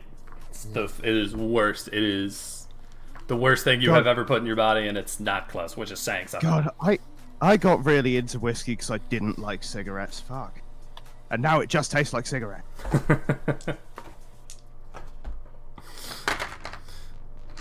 Okay, so as Ash is leading Chloe back across the dance floor, Ash is kind of muscling their way through most people, which is fine. Ash is not a small human being, like 5'10", kind of, narrow but not thin. They happen to push their way past one group of frat dudes, maybe 2 or 3 people separating you from Cowboy Hat Guy. And Ash shoves a little bit too hard, and one of the dudes turns around and goes, "Hey, what the fuck?" and kind of does that like elbow shove jostle thing. What a cock. Right, harder than he thinks he does, because Ash still with you in hand. Their hand slips out of your grasp. They stumble and then fall kind of at the feet of Cowboy Hat Guy. Just that, with the stumble in the shoes, they land kind of on their face, and they immediately roll over holding their nose. And Finance Guy goes, "Yeah, fucking watch it, bitch!" I kind of do a death glare at him. And- Like, that's my best friend, you bitch. Eat that guy's ass. Come on. And Cowboy Hat Guy looks down at Ash, looks up at you, and turns like a hawk to Finance Guy, Frat Boy, Finance Frat Boy. FFB. FFB. Turns to FFB, whose friends have all kind of turned and are also like, "Bro, what the fuck? This is our party. We're having a good time." Over his shoulder. And Cowboy Hat Guy steps like around Ash a little bit and makes a beeline for him. And they begin to pick up Ash. yeah. So you kind of switch spots. You turn. He comes around you, and you go around him and kind of take a knee next to Ash. And Ash is like, "I'm fine. God, fuck, I do ow!" like a little nod as he passes me, and I go to pick up Ash. Like, I got her. Them, her. Yeah, she goes by them, her. Now. Right. On my brain. You know what? Fuck this box. I'm tired of rolling. Nothing. Dead to me. Right. And he brushes past. And as Ash is, you kind of get a hand behind their back and help them sit upright as people kind of uncrowd away from the both of you. You happen to throw a look over your shoulder right in time for Cowboy Hat Guy to catch a punch across the jaw from somebody punching over FFB, and from like kind of out behind him and just swinging over his shoulder and catching him in the jaw. And there's, in fact, hold on. Wait, sorry, what just happened? Who's throwing punches? What's going on? There's a small frat boy fight. yeah. I will piss my Right. beer. Ash's guy, a cowboy dude. Ash got shoved by FFB finance boy, Right. and cowboy dude went to go confront them as I picked up Ash. Right. And you turn around, get Ash up from off the ground a little bit, turn around just in time to see this dude kind of take a sucker punch from back over somebody's shoulder, and stumble not a whole lot. Definitely knows how to take a punch, stumble not a whole lot. Doesn't really swing, just kind of pushes them back. And as Frat Boy Dude kind of bounces back into his two buddies, the crowd spreads out in a way even further as his buddies, the three of them total, kind of line up left, right, and center, preps to kind of duke it out with this older dude who has evidently said something that they do not agree with. Do I see all this going down? Yes. I'm gonna bar manager dude that served us. I'm gonna wave him over. Okay. You can. He's only taken a couple steps away at this point, so you can probably turn around and get like. I'm Just turn around. gonna Yo! wait. You might want to get on your radio and get your security boys down there. Looks like shit's kicking off. He turns around, listens to you say this, and then kind of glances out on the dance floor and sees the crowd spreading out and backing away. He goes, Yeah, looks Shut! like frat dickhead shoved cowboy hat. Something along those lines. I don't know, but those guys down there look like the instigators. he looks at you, nods, sticks the tray under his arm, and kind of makes a beeline back from behind the bar. Silas, you hear this commotion happen. This is only a couple steps away from you. You heard Ash hit the ground. You heard Cowboy Hat turn away, and kind of stomp off into the crowd a little bit more. You and Roz guess- both kind of turn to look. What are you two making? Well, what are you making of this situation? I think I'm gonna see this, and I'm going to try and get this dude to. I'm still gonna try and persuade this guy to let me vocalize, so that way then I can use the mic to call these dickheads out. Because I think that's about. I'm good with words. Right. That's about all I'm good at. I kind of pre-prepped that. If you look in your DMs, I think that's 8, right? Oh god. Hold on. Fuck. Also, Oh, I have 7 messages. Jesus. I'm sorry. I'm recording Discord. I don't check my shit while we're running. It's okay. Also, Chloe, you get a text. I don't know whether you see it or not, but just a text. Security are on the way. If you need to make yourself scarce, go. I am not looking at my phone because I'm worried about my friend. Yeah. I'm like, that's probably a game that I have on my phone that was buzzing me, because obviously I cannot hear anything over the music now. Okay, so you make it so Silas sees this, doesn't step in to help physically, but turns around, tries to get the attention of the DJ. And I'm like, listen, man, I can promise you I'm gonna make this party something special. People will be talking about it for weeks. I'm not sure if you heard of Robin Hood or the Hood. It's me. I have influence entrenched as well. He has just put his headphones back on, takes one ear cup off and goes, I don't know who the fuck you are, dude. And I say, listen, man, I can promise. Give me a minute. If not, I'll fuck off. 1 minute. I'll blow your fucking socks off.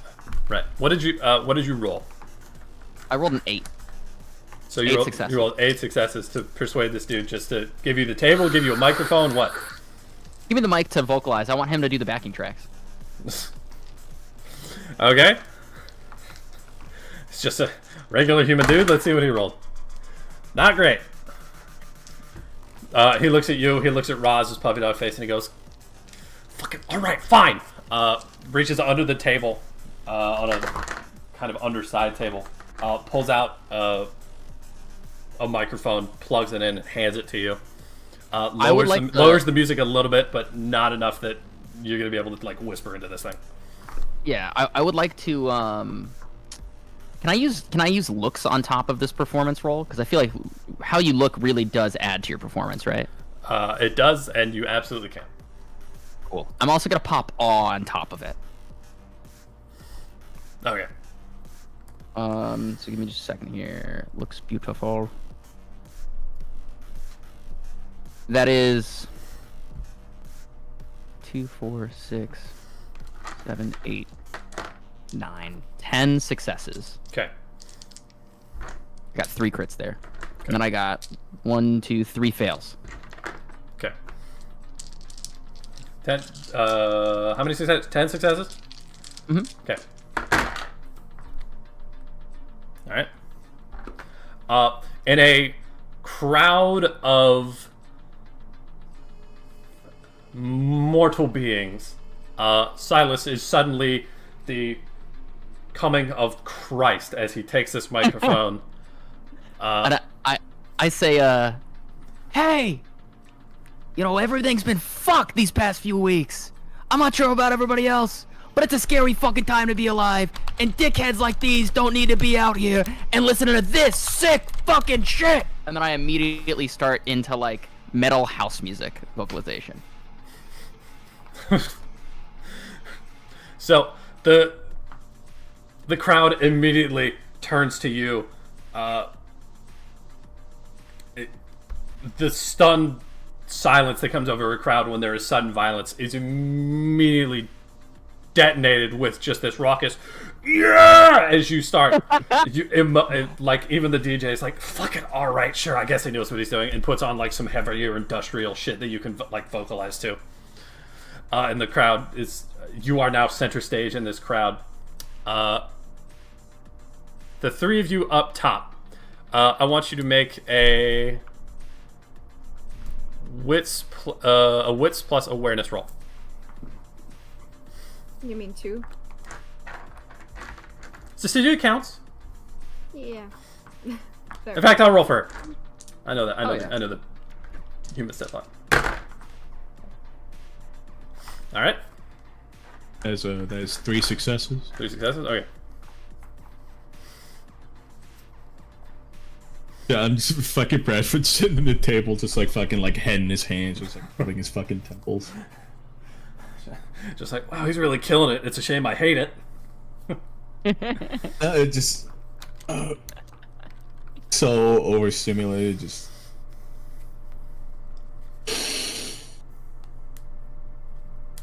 fucking. Clayburne, what did you roll? Sorry, what were we rolling? I was. Wits. Wits. I saw you ship posting. That was really funny. You. Wits plus awareness. Wits plus awareness. Got you. Actually, you specifically can roll investigation if you want to, because of the way you look at things. Wits investigation. Mhm. Okay. That is 1 success, 2 success, 3 successes. Okay.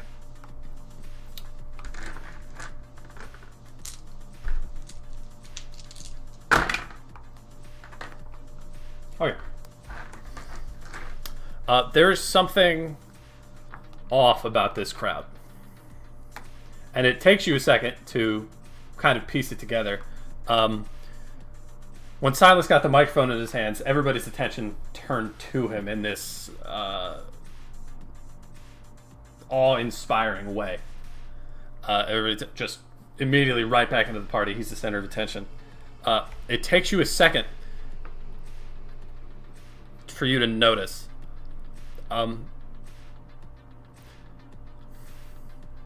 It takes you for a second to notice, scanning the crowd. But as he picked up the microphone, every head turned in his direction, except for a couple. And then, as a couple heads noticed that they weren't looking the same way, they turned. Scanning the crowd back behind you. 3 successes, you said? Yes, 3. Cool. Pick a number, pick a number between 1 and 10. Yo! He's investigating out here, bro! Holy shit! 7. 7. The tall blonde gentleman that Silas saw in the window from back up behind him, from back up behind you all, is moving through the crowd and is paying Silas no mind. He's moving through the crowd, not caring what Silas is doing. He's moving through the crowd, not under this Silas's awe effect. Do I also roll a number between 1 and 10? I did also get 3 successes. You also got 3. Yes, roll number between 1 and 10. Okay, 9. 9. You notice the same guy. All right.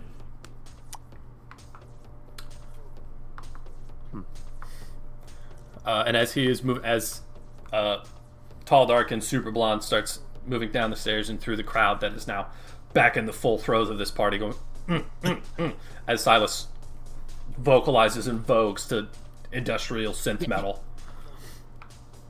Yeah, at the top of the stairs, he makes his way. What's the vibe he's like giving off, like body language alone? Is he pissed? Does he have the stride of somebody who's pissed? He has the stride of a security officer who is about to throw some people out of a party. And he makes his way down through the crowd across the middle of the dance floor and kind of places himself in between Ash and Chloe, who are kind of down on one knee and on the ground to one side, and the frat boys. Finance frat boys. FFB, chat. Trademark it. FFBs. Who went from agitated and ready for drunken violence to immediately looking at Silas as he's basically they have front row seats as he's performing. He basically just started his little section by saying, "Hey, you in the crowd there, fuck you specifically," and they're all like, "Yeah!" They're like, "We're assholes! Fuck yeah!" Yeah. And so That's awesome. he comes through the crowd, kind of places himself in between all of you. Cowboy hat guy is kind of has his arms crossed, tapping along with the music, not looking too into it, but is definitely paying attention to Silas. And Ron, security officer Ron, kind of taps these three guys on the shoulder, just like tap, tap, tap, tap, and then the guy in the middle who was instigating the fight, he claps on the back real hard to get his attention, kind of swinging their attention away from Silas, and he goes, you gentlemen need to leave quietly and right now. And the one closest to him who threw the punch over the shoulder goes, "Oh, come on, man, the party just got started." And Ronnie kind of adjusts his jacket. He pulls it out and adjusts it over his shoulders in a way that somebody does when they're flashing something without flashing it to everybody. Before not doing like open up. He was basically just like, I have a gun. Yeah. And kind of just right this way, gentlemen. follow these nice security officers out of the building, and there are two more security officers have come down the stairs and into the dance floor behind him, and they all just kind of, oh man, and kind of turn around and follow the security officers away in a huff. Ron Lee turns back to you guys. Silas, you couldn't tell from the distance. Ron is young. Ron is maybe 21 years old. Oh, so he's younger than Silas then? Yeah. He's a baby. Mm-hmm. I would say too that can we just all agree that from now on, if you pull out a gun on an intimidation check, you just immediately get a +12, because that was kind of badass. But only if you go like this, because that kind of, I don't know about you guys, but that would make me shit my pants a little bit. Don't worry. When he was my second PC, that's what I built him for. Question. Yo. What year is it again? 2025. Mm-hmm. Okay. Fuck, is it the year of the horse or the year of the dog? Shit. It's in 3 months. Realizing 2025 is only 3 months away. Oh, the unending march of time. So, guys, in just a mere year, we'll have caught up to this podcast. Oh, yeah. Well, a year in. This in October 2025, I believe. In a year. Unironically, this weekend next year is the weekend this game would have started. Anyway, so Ron, as he kind of keep an eye out, everybody. Keep an eye on the news. And buttons up his jacket a couple buttons. He turns around and offers a hand out to Ash, who takes it, and he pulls them up and kind of dusts them off. Goes, "Are you okay?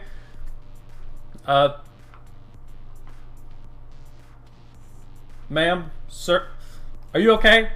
And Ash kind of pulls their hand away from their nose. They have a pretty sizable stream of blood running down their face and across their hands. Chloe, you're standing right there. Oh no. Uh-oh. What do I need to roll? Why don't you roll composure plus resolve for me?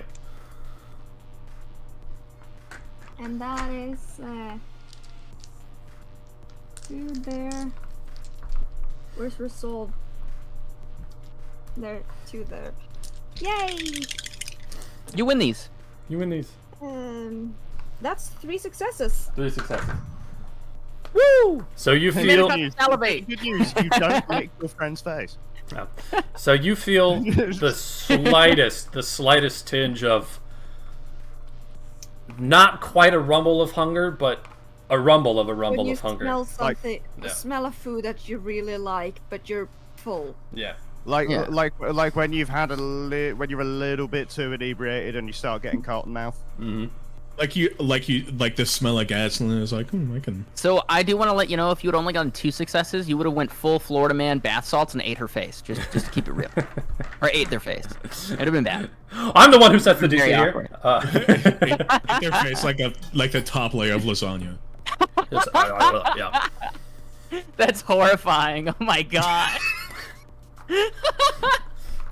Scrumdiddlyumptious. It's finger licking good. And so, Sorry. My bad. I love a good bit.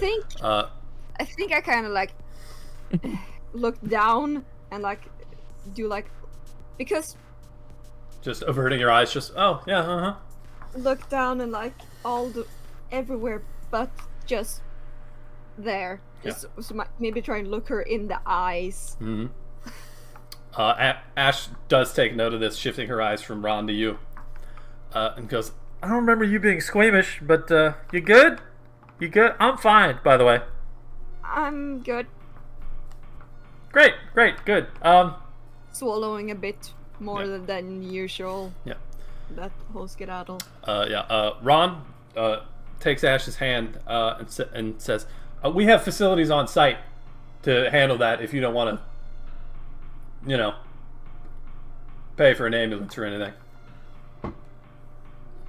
And Ash kind of nods her head a little anxiously, and Ron takes their hand and kind of gestures for you to follow, and starts leading them back to the ground. It's my friend, and I'm just like, I can do this. I can do this. Silas, you get it. As you're going, you kind of notice at the corner of your eye, Roz, who stood at the bottom of these stairs while this was happening, maybe like 5 feet to her right, not noticing or caring at all, and just going the whole time, just absolutely, just loving the schizophrenic, experience. voguing her brains out. I kind of like. Let me ask you a question. When I move with this guy and Ash, I kind of eye Clayburne, like, see where I'm going. Yeah. So when I popped the awe, did Roz react? Roz was looking at you already. Ah, okay, damn. She was already in awe. How did Cecilia react? Cecilia was began uncharacteristically kind of. Oh, maybe I do like this kind of music at the table right next to you. I was wondering because the fucking because like session 3, the like Masquerade was already like broken for her. So potato. So I don't know how that works. Knowing that Kindred exists does not make you any less vulnerable to their susceptible. All right. Yeah. What I would say too is, I feel like it's one of those things where it's hard to tell with a Kindred if they're using something if you're not intimately familiar with what different things that specific clan has. Mm-hmm. So we're aware already that Roz is a Kindred, right? Yeah, 100%. Yeah. Can I roll an insight check to see whether she's just putting on an act or whether she's actually found some kind of way of making coke work for her? Absolutely. Why don't you roll? It's amazing. Oh man. Yeah, roll Mixing it with blood, maybe. intelligence plus insight. So 4 For dice. the listeners at home, can we just go ahead and get like, has she made coke work for her on a T-shirt? Can somebody do that? We're asking the real questions here. It's not how, like, who killed Lenny, who framed Roger Rabbit. It's how did the coke work though?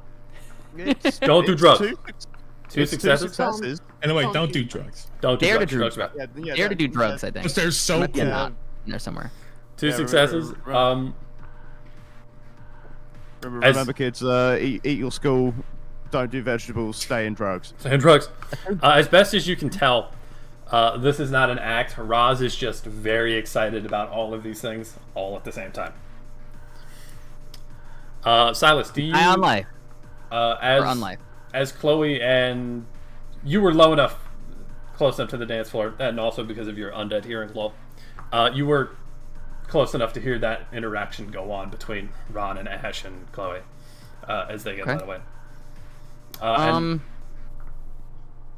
as you see them get led away, you see Roz, who has been, again, voguing for the last, 10 minutes at this point, gets a buzz on her phone and pulls it out and kind of looks at you with this strangely worried look on her face and says, "Hey, you should probably follow them. It seems like we're going to have it. We should all go. We should... and turns around and starts following Ash. I go, all right, everybody. Thanks so much for coming out. I had a fucking great time. You've been an amazing crowd. Give it up for the DJ. You just hear the roar. Now, for the rest of his set, I want everybody in Harlem to be able to hear you. They cheer even louder. All right, and then I hand the gentleman the microphone back. He takes it, goes, finger guns, wink, and turns the industrial electro pop up even louder as you step back and down and follow. Okay. Right at you all manage kind of to clump together. Ron begins to lead. The three of you at the table, everybody has clumped up back at the top of the stairs, and Ron begins leading people back down the hallway that you came through the employees elevator. Well, came into the club from through the employees elevator. I'm gonna like at Bradford and. Oh, please tell me we're going. Well, we're going back down the way we came in, so I fucking hope so. I guess- fucking. I fucking. Cecilia's aware. You tap Cecilia, and she kind of comes out of it a little bit. And goes, "Wow, that was crazy! I didn't think I really liked that kind of music. This club is great. We should come back." No. Oh, well, you can. Fucking no. You can come back if you want to. I'm good. I fucking love Bradford. So, He's so good. so the line is me, Ash, and Ronnie. And then I'm gonna kind of just like give Roz a light jab and say, "Hey, is everything all right? It seems like maybe you looked a little spooked. That doesn't seem very in character for you." This is Raj you're saying this to? Yeah, Raj. I mean, yeah, it's just we kind of, I don't... It's been a strange couple weeks, and I'm not really big on violence, especially on, my dance floor. But, I usually they give me a call when something goes bad, because I'm not so good about reading my texts. But, if they text me, usually that means something. Hey, I mean, I saw that that fight going on the dance floor. I mean, I don't think that was too. I don't think it was any of us, right? I didn't fight anybody. I don't know. I was really into the music. So Me too. You were like doing all sorts of dance moves. I saw. I know, right? It was great. It's a new kind of dancing I think I invented. I think so. I don't think I've seen anyone ever dislocate their elbow in the middle of a dance before, but it was very cool. I know, right? It just takes a little practice. It's great. How are you guys not constantly overstimulated there? Cap black vest guy, who is standing behind you, is walking behind you all as you come down this hallway. Goes, you kind of get used to it. Yeah, the just first a little numb. the first couple of weeks are kind of fucking hard, if we're to be honest. I'm gonna The first day, tap, really. tap Bradford on the shoulder as I walk past him. The substances numb the pain, and I keep. He's right. I'm just saying, I didn't start smoking for no fucking reason. I'm gonna pretend I didn't hear that. Like cigarettes. Whoa, easy there. All right. There's a reason these places all sell booze. That's all I'm saying. true. I am not implying anything else whilst I stare directly at Roll.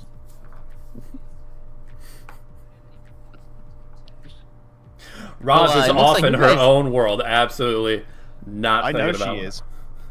is. Looks like you guys had a interesting experience. Everything all right? Towards like Chloe, friend. Oh, are we like clumped up? Yeah, he followed you across the dance floor and down the hallway. Yep. That was a really convincing yeah, but I'm not gonna pry. We should work on that, I think. The amount of times I've said that exact fucking sentence, Jesus Christ. So Ron gets you guys all the way down the hallway. The elevator taps the door open button. Door ding slides open. Kind of gestures for you all to go in. Hey, thanks, Ron. I appreciate it, man. The hair looks good on you, by the way. You really rocked it. And Ash, like Sorry, Chloe's doing what? I'm looking like- between the guys and Ash, like Oh, fuck, my bad. Hey, what's going on? I'm Silas. Nice to meet you, lady with, nose issues.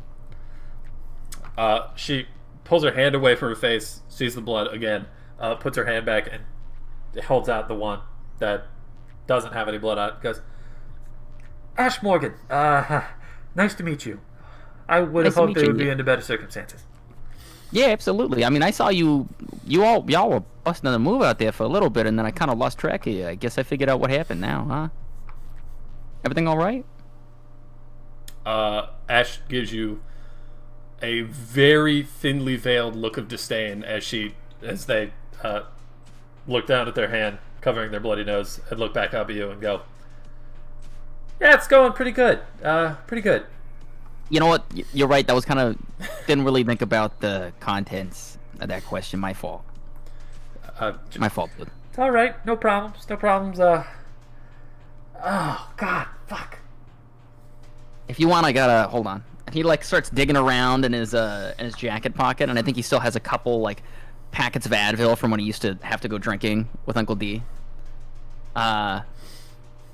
These aren't really any use to me anymore. If you want some.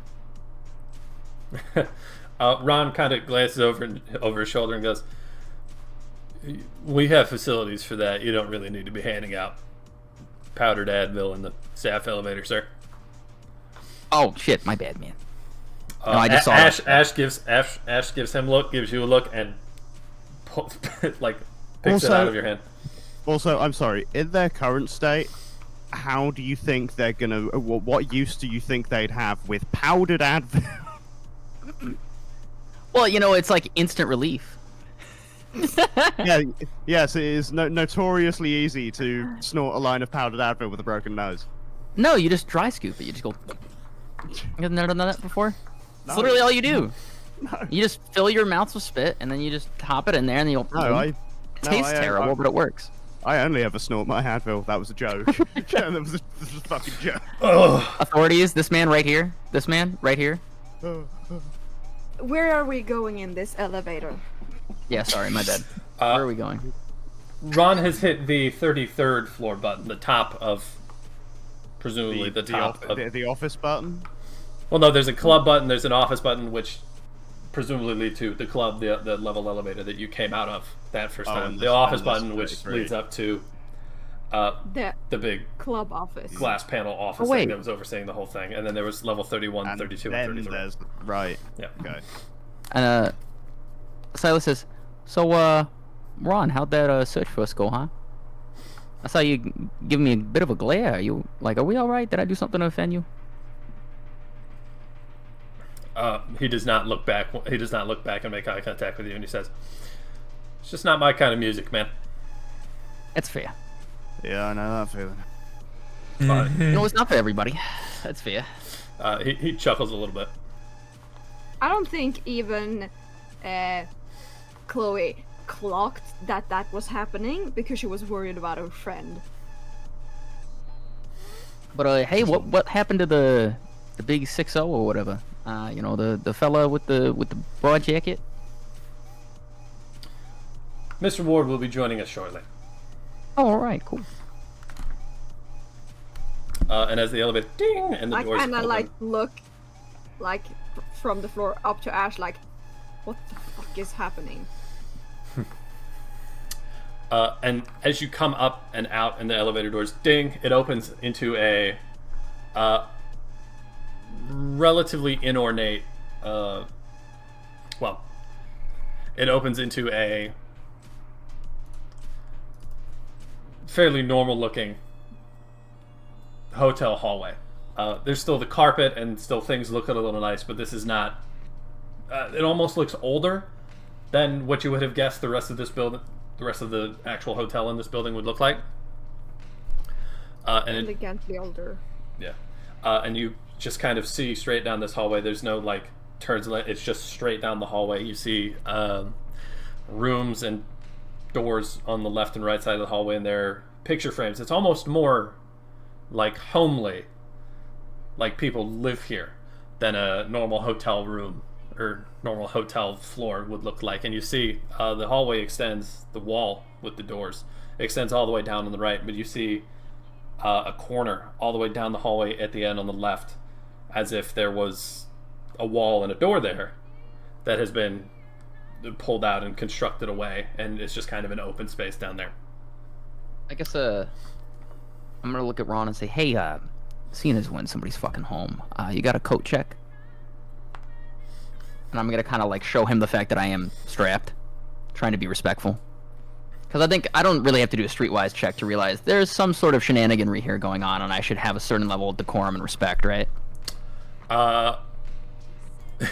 He does turn back to you as he takes a couple steps out of the elevator and turns back to you and says,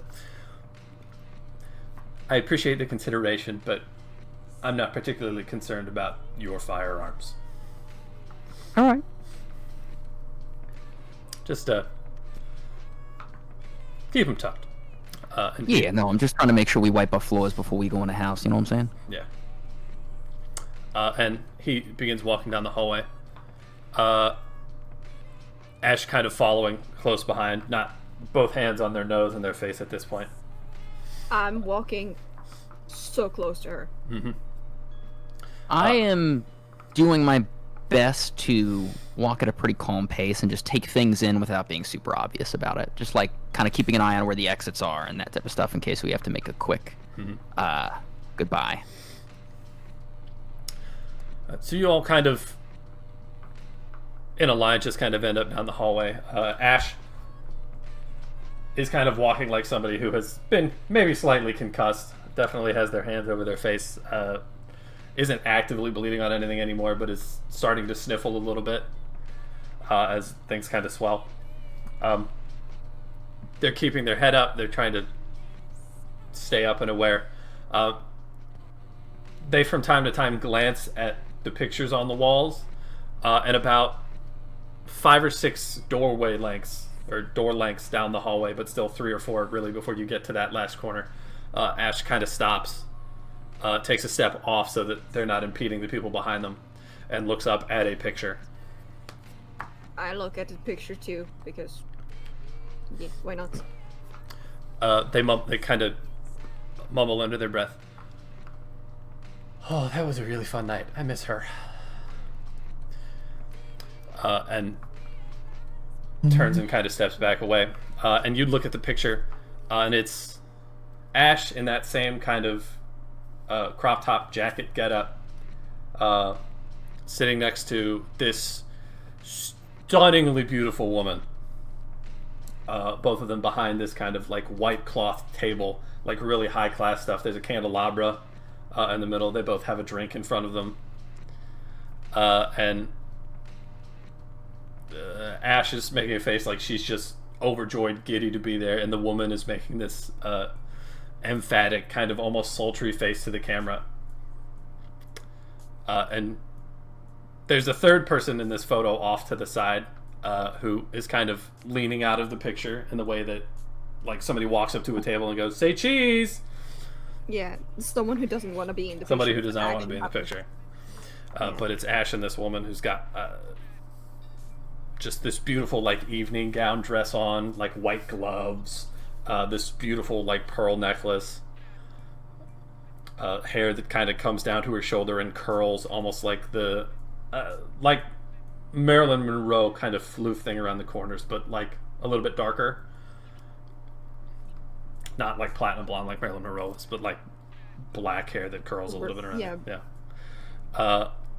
She's got one hand up on the table, making this face at the camera, and her other is holding the hand of whoever is leaning off of this out of frame to the side.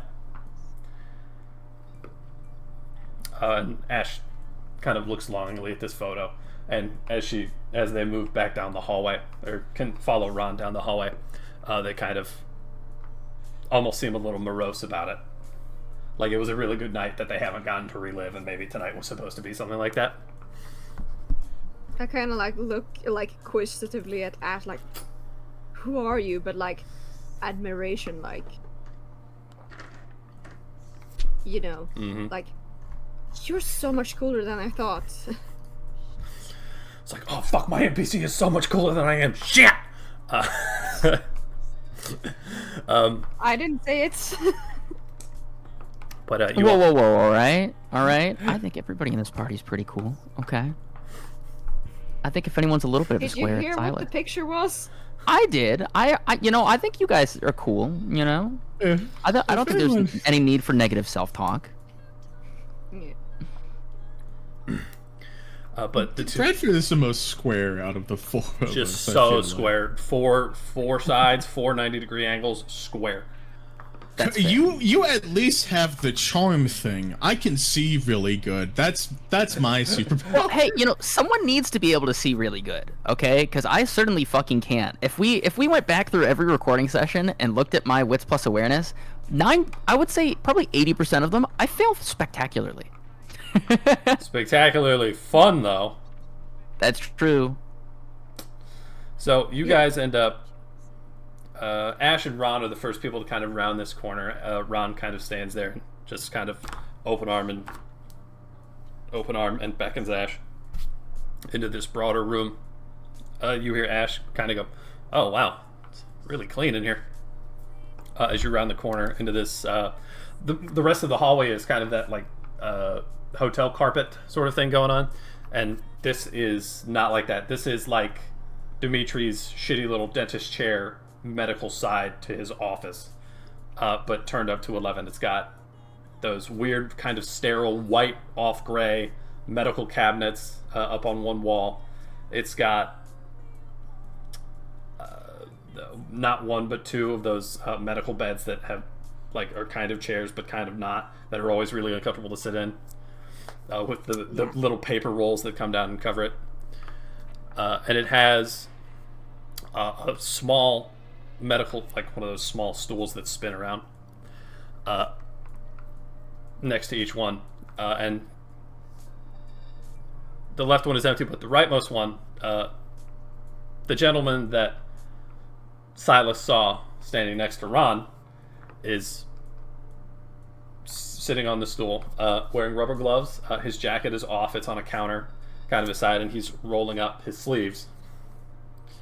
And I see that his jacket just kind of sat on the counter. I think Silas understands this is a very nice suit jacket, right? yes, actually, roll me roll for suit jacket. Roll me intelligence plus etiquette. Sure. That's 3 dice for you. Yep. Give me a second. I have to clear out the previous roll. It's 3 successes. Cool. Not only is that suit jacket more expensive than your suit, the outfit that this gentleman is wearing is probably more expensive than the truck you came in. I'm going to do him a solid, and I'm going to, just so that way his suit jacket doesn't get wrinkled from sitting on the counter, just drape it over my arm for him. Because he's helping out, one of my friends. Looks like acquaintances or friends or something. So you feel his eyes on the back of your head as you walk past him towards this counter and just pick up the suit jacket kind of and drape it over your arm. And he goes, "I appreciate that. That's not necessary. Thank you, though." Yeah, I mean, it's a nice jacket. I don't want to get it all wrinkled. He nods in sort of calm appreciation, turns back to Ash, who's standing there holding their nose, and he gestures to the chair in front of him. He pulls up a small, rolling, medical toolbox and begins pulling out gauze and pads and some cleaning things so he can get the blood off of their face. And as Ash kind of apprehensively sits down and pulls their hands away from their face, the gentleman goes to work. He, does that face tilt thing, looks up. Try to see if the septum's deviated. Yeah. Head back, head forward. How you feeling? You okay? Okay. Turns to the thing. Does not address any of you by eyes. but does say, I understand that Miss Evers has given you, well, gave you an invite to the premises this evening, to the club. Yes, sir. Right. I apologize for the rather abrupt ending to the festivities. I did appreciate your performance, even behind not quite as soundproof as I would have hoped, but certainly sound-resistant glass from my office, Mr. Simms. That was good. I appreciate a man with some enthusiasm. Of course. I know how to throw a good party, and you already had a great one here, so it wasn't much work. I appreciate that. We pay a lot of attention to our accoutrement. He wipes the blood from Ash's face, does the Q-tip thing inside the nostril. They wince a little bit, and he pulls back I kind gently. of like squeeze their hand. Because, yeah. He offers you a smile, and kind of apologizes under his breath, almost timidly. And again, without really addressing any of you in particular. Mr. Ellsworth, with the problem guests removed from the premises. He nods. Much obliged. Mr. Donnelly, were you able to glean anything in particular from the more socially acceptable guests? And the bartender kind of removes his cap and not quite holds it to his chest, but kind of casually folds his arm and goes, yes, sir. The thermals worked according to specification. Very well. Oh, that's good. That's good.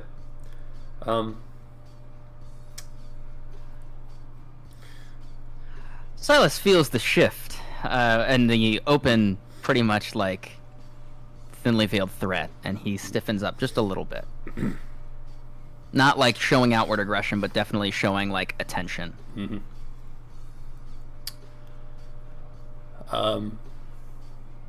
Now, given our current company, there's obviously some details that need to be left out, and he kind of glances up to Ash, who is, again, still wincing as he works over their face and gets things clean, and applies a bandage. He taps him on the thigh and goes, "You've avoided a break, and I don't believe you have a concussion, but I would try and lay down for a little while, if you would. Is it alright if I leave you here? I can leave my chief of security here with you, if you so choose." Ash seems a little apprehensive, but looks to Chloe for maybe some I kind guidance. of like nod and like, I'll come so fast if you need me. They kind of brush over their nose. And He is a track star. I can guarantee you that. They kind of That's- like shoot like a, she knows me look. Oh, Silas gets this look of recognition when you do that, and it's like, Yeah, Ash looks at Silas and just gives you a kind of look of, that's a weird way to put that, but okay. And the gentleman nods a reassuring look, stands up, kind of pulls off the rubber gloves, steps over to you, Silas, and takes his jacket back. I do the kind of open it up for him. Thank you.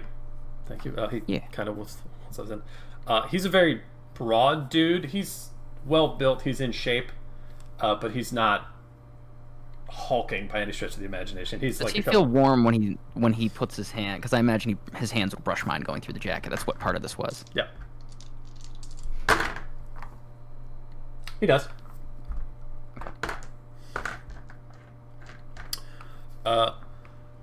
He stands kind of brushes himself down.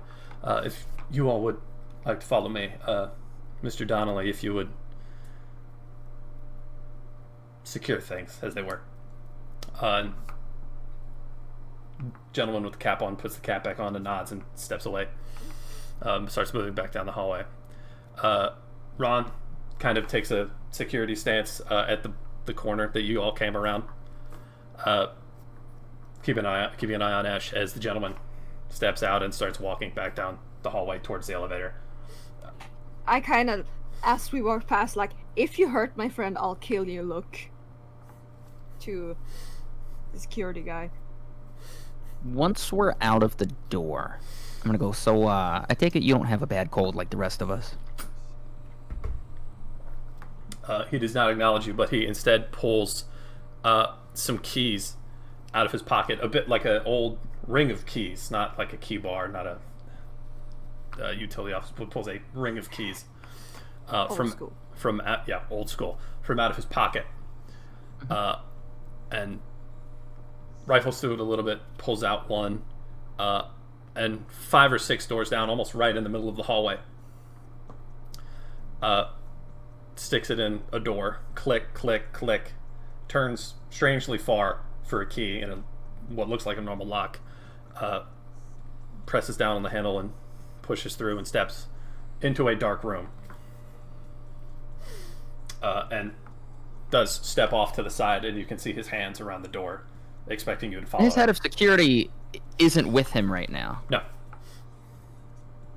Shane has gone. You believe Shane has taken the elevator down. The head of security is back down the hallway with you. Roz is still with you all. She has that. Let me read Roz's face. Does she look scared? Roz doesn't look fearful. Roz has the look of that tail between the legs, puppy dog look of, oh, I didn't mean for this to go like this. That could be bad. Got it. So I get that vibe. I guess I will breach the door first, and just be kind of like at the ready for problems. Okay. Because Silas doesn't want had anyone else getting dragged in if they don't have to. I had to step away for a second. What's the situation like right now? The gentleman has left Ron and Ash in a small open medical room at the end of the hallway. You are now walking down the middle of the hallway, and he has stepped off, jangled the keys, unlocked the door, opened a room with a very ornate sounding lock, that stepped into the dark, and the only thing you can see of him now is his hand coming around the door and holding it open.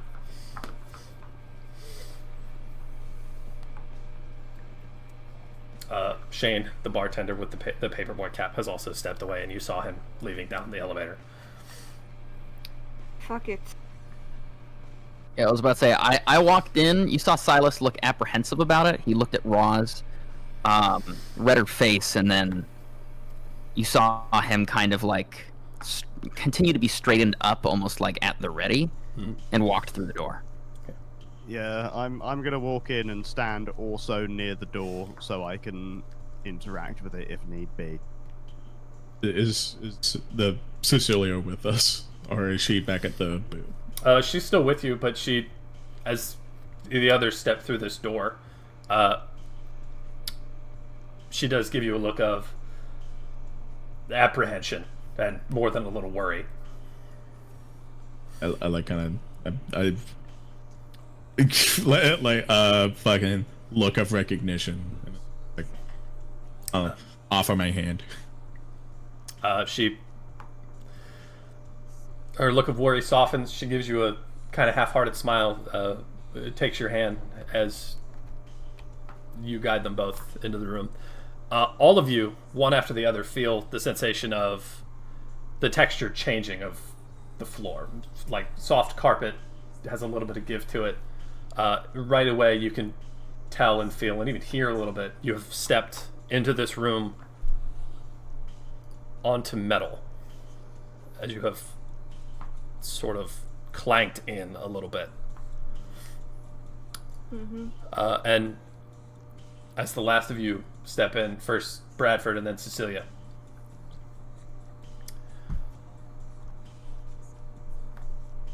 the door swings shut behind you into this dark, and it doesn't slam, but it does that whoosh sound, and it almost echoes a little bit.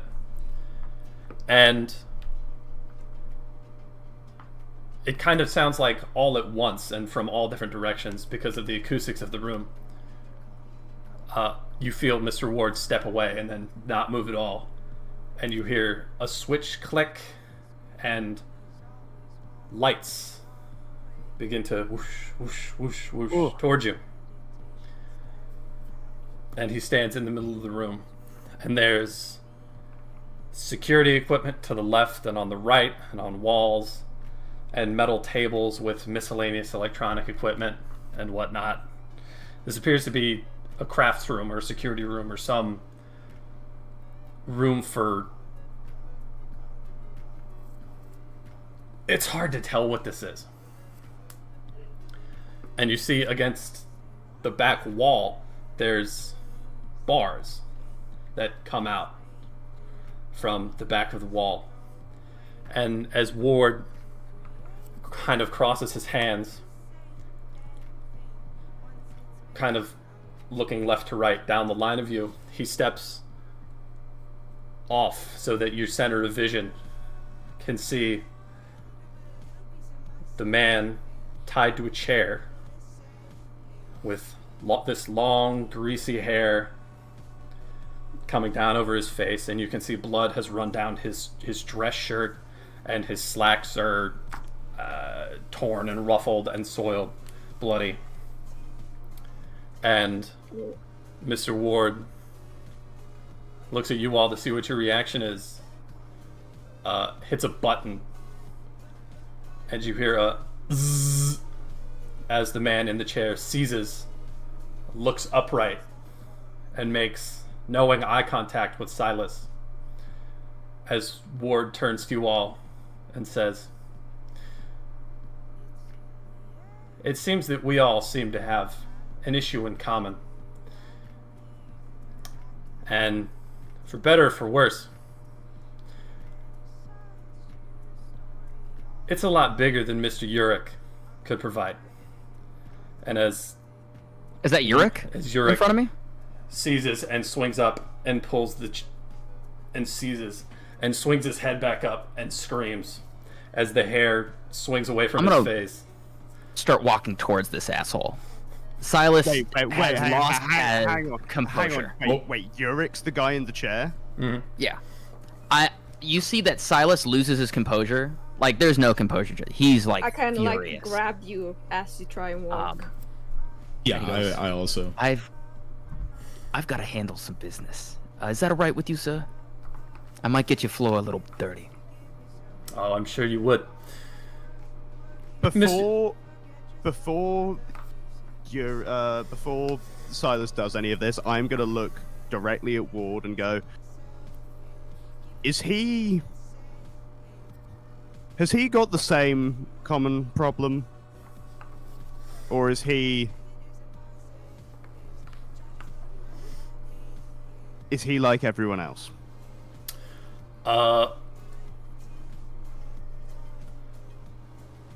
As Urich kind of seizes, screams, and falls limp a little bit again, he sits up straight, kind of takes a breath,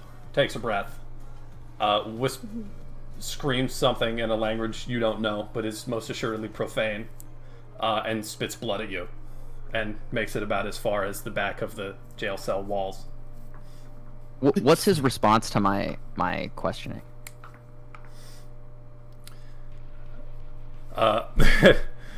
He is...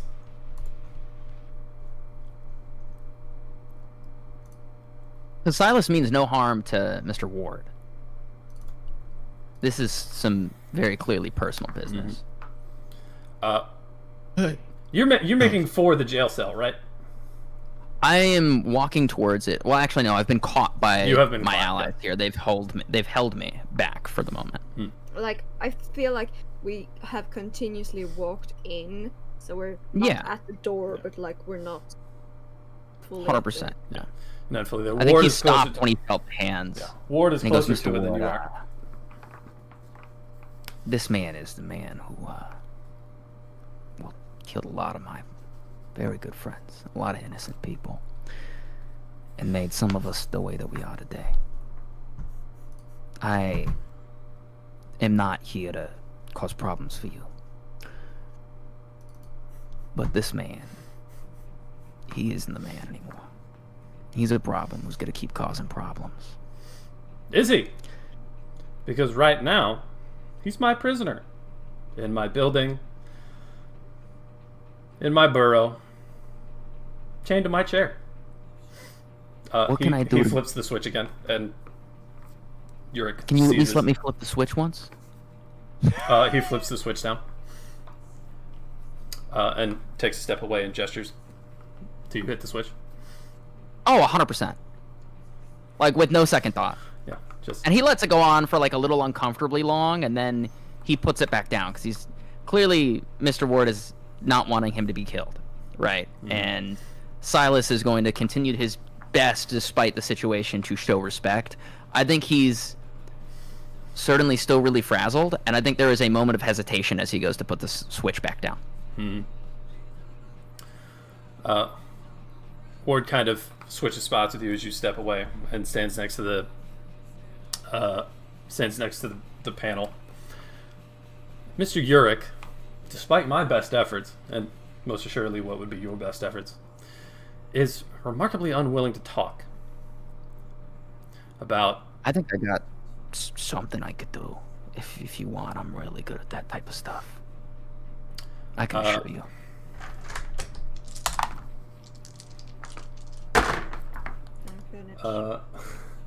Ward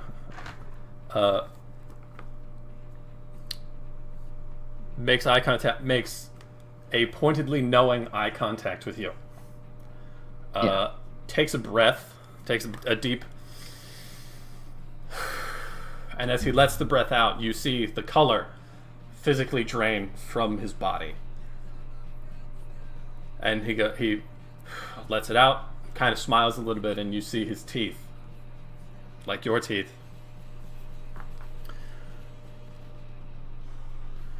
I have a bit more That's experience true. with it than you do. Respectfully, if I can't, you won't. I But believe you. because of Mr. Yurik here, thankfully, there was a bit of a bloodbath on another one of my properties, costing me... At the church. Yes. I, once upon a time, granted Mr. Yurik license to operate on my land the same way I granted Dmitri Marks license to operate on my land. That, by the way, that hurt. That man was a good earner for me. But we'll let bygones be bygones. Well, There are big and I things both know. happening here. There are very big things happening here, and even though this place is mine, I don't have eyes everywhere. And Mr. Yurik, again, has been woefully unwilling to communicate. Isn't that right, Anton?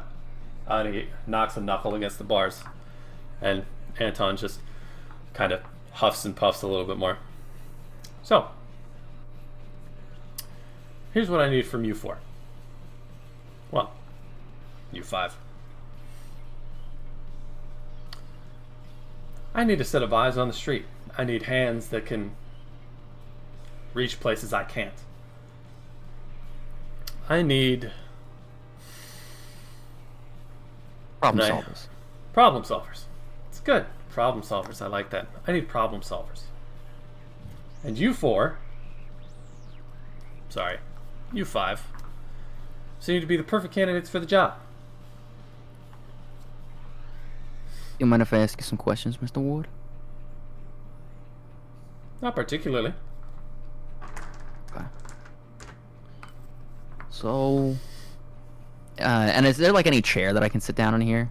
So, like, There so are you kind of like relax a little bit. metal chairs kind of pulled up underneath these work tables and whatnot, so Yeah. you can all take a seat down at a table if you'd like. I am absolutely not sitting down. He's I'm gonna not grab sitting down. a chair and kind of like put it in front of Mr. Ward and just kind of spin it around so he can sit down and still face him. Mhm. And he says, "You know, I've got a couple questions. Like, what do you mean by Uncle D hurts? He's fine as far as I'm aware." Someone tried to kill him, but he's fine. Not unusual for men in our line of work, is it? Not at all. No. No, he was it's a good stabilizer up north. Sure is. And I have concerns about the power vacuum up there now, but that's neither here nor Someone there. else? I can tell you for sure that someone else is in charge. I'm handling things. We're working alongside each other. I just need a couple things. Right. Mm-hmm. Because I think you're a businessman very clearly, and damn good at one at that.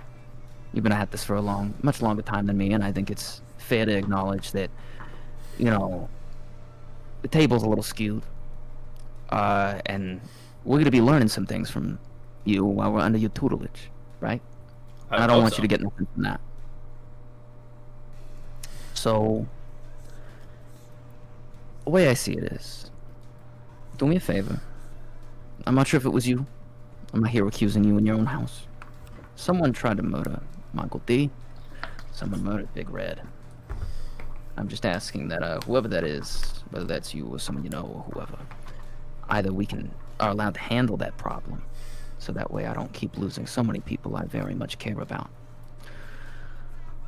And, well, you listen to my associates' requests, if you will, during this negotiation phase, if that's all right.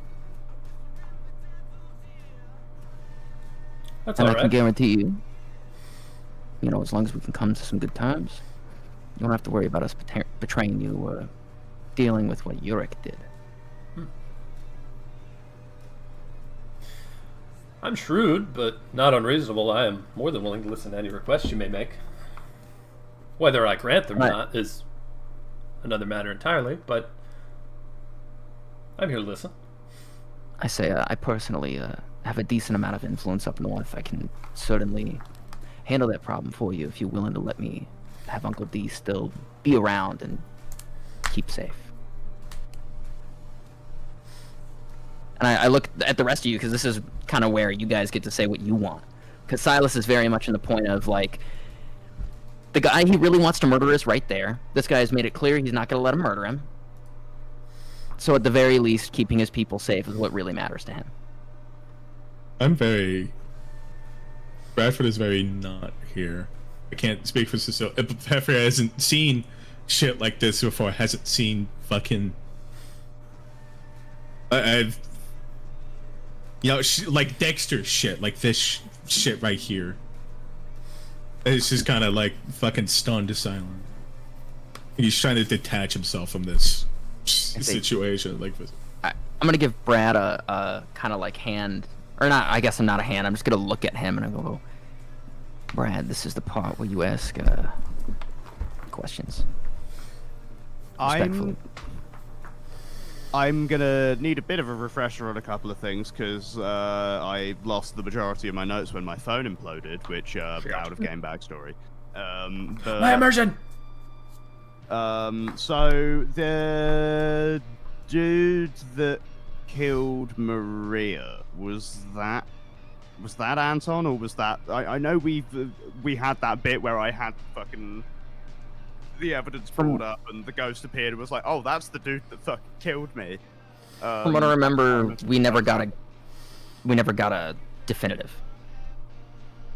Oh no, it was fucking. It was Stoop Bro. It was fucking White Men's Gloves. Warehouse. Yeah. Yeah, Men's Warehouse. Yeah. Yeah. So okay. Does Men's Warehouse work for Yurik, or do we not know?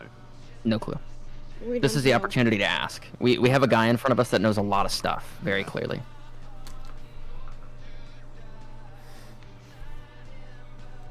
My question is, why did this happen to us? You ask Very Ward good that? Yeah, like, Yeah. she isn't the- afraid. Like, she might be afraid, but she isn't afraid, like, you know. Yeah. Yeah, with the state that place was in when we woke up, we can't have been random. We have no idea how this works. Correct. You don't.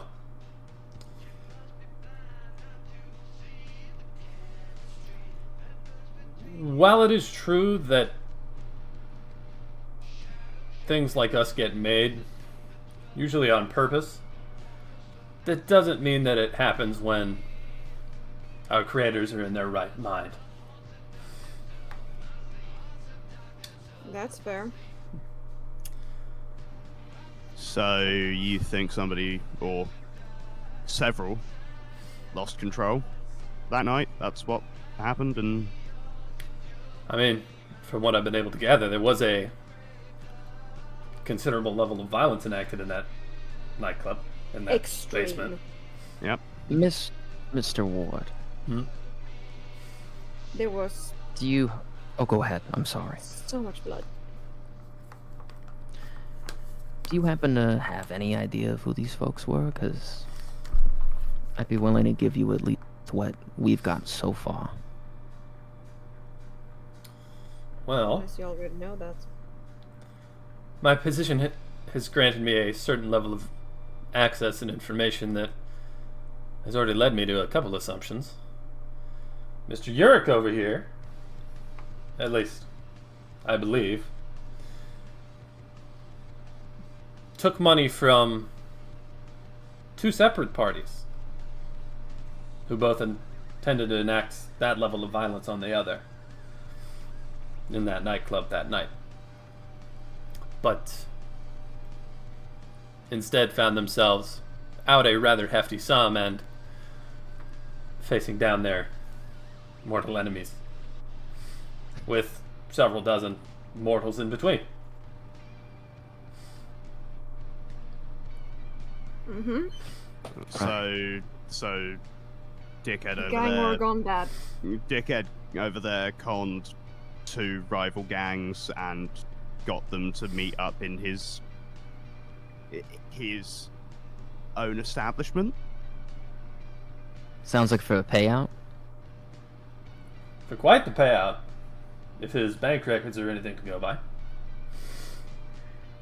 I know Now, the parties to whom these actors more than likely belonged, but I do not know who among them perpetrated this violence. See, there are certain laws among our people, laws of land rights, laws of ownership, laws of rules of engagement, sir. consideration that need to be taken into account when you live on another kindred's land, when you feed on another kindred's feed. Mr. Urich, while not one of us, has been made aware of these laws and has been, in some way, empowered by one of us. I'm not quite sure who did it, though I have ways of finding out. Does Well- that empowering, does the act of whoever empowered him break any of those laws of consideration? Depends entirely on the status of the one who did it. Excuse me for a moment. Ward pulls the keys out of his pocket again, jangles through them again, pulls out another particular key, and steps over to the lock of the door. Inserts the key into the lock, clicks again. The door swings open as he pulls the key out.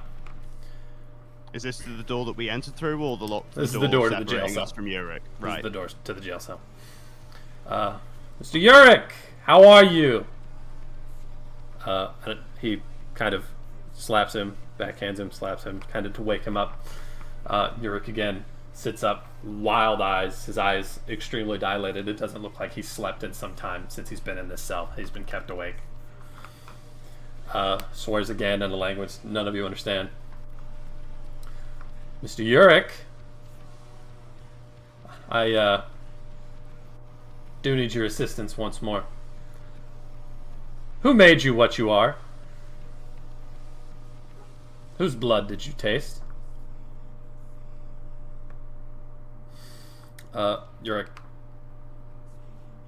begins rocking in the chair a little bit, almost in a this can't be happening, this can't be happening, this can't be happening sort of way.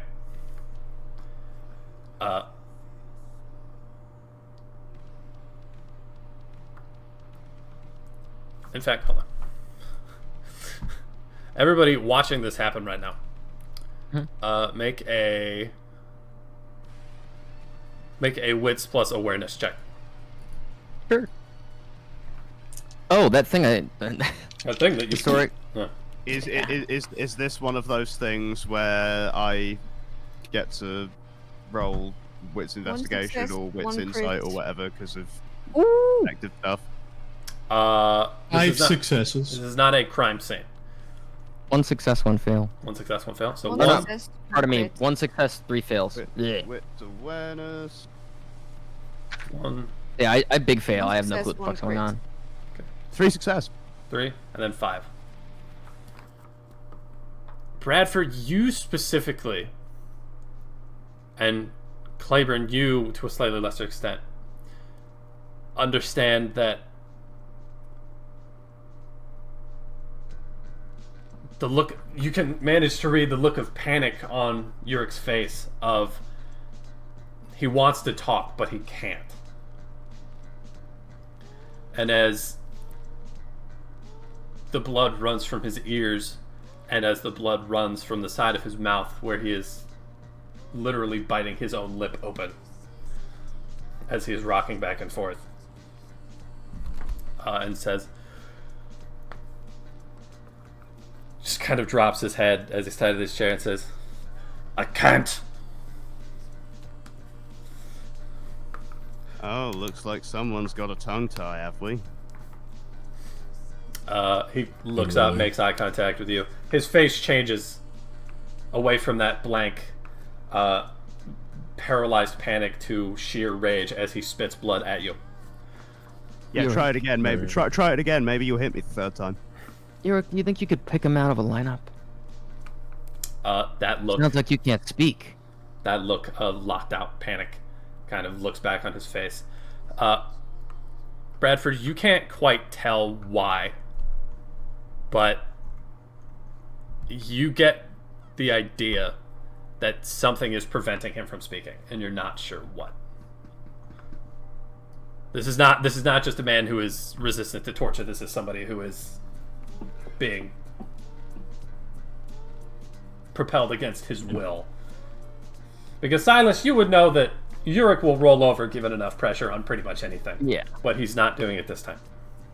I say, Yurik, I've got some pictures I want you to point at. Seems like you can't speak very well. But can you do some pointing?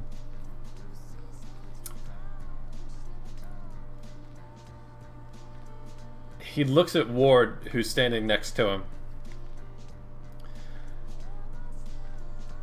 who kind of has gently placed a hand on his shoulder to stop him from rocking.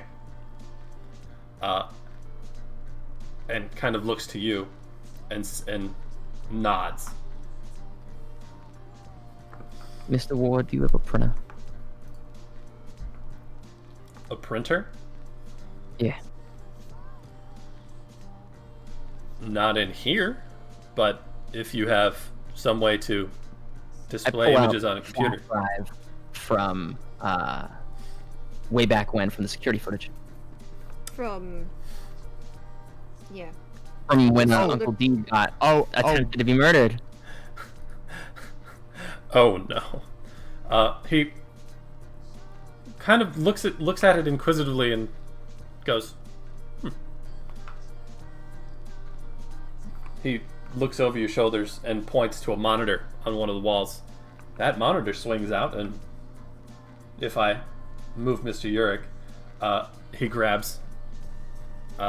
You see him press into Yurik's shoulder and physically pick him up, lean him forward, and drag him forward a couple feet so that he's now in the doorway of the jail cell and can see. Thank you, Mr. Ward.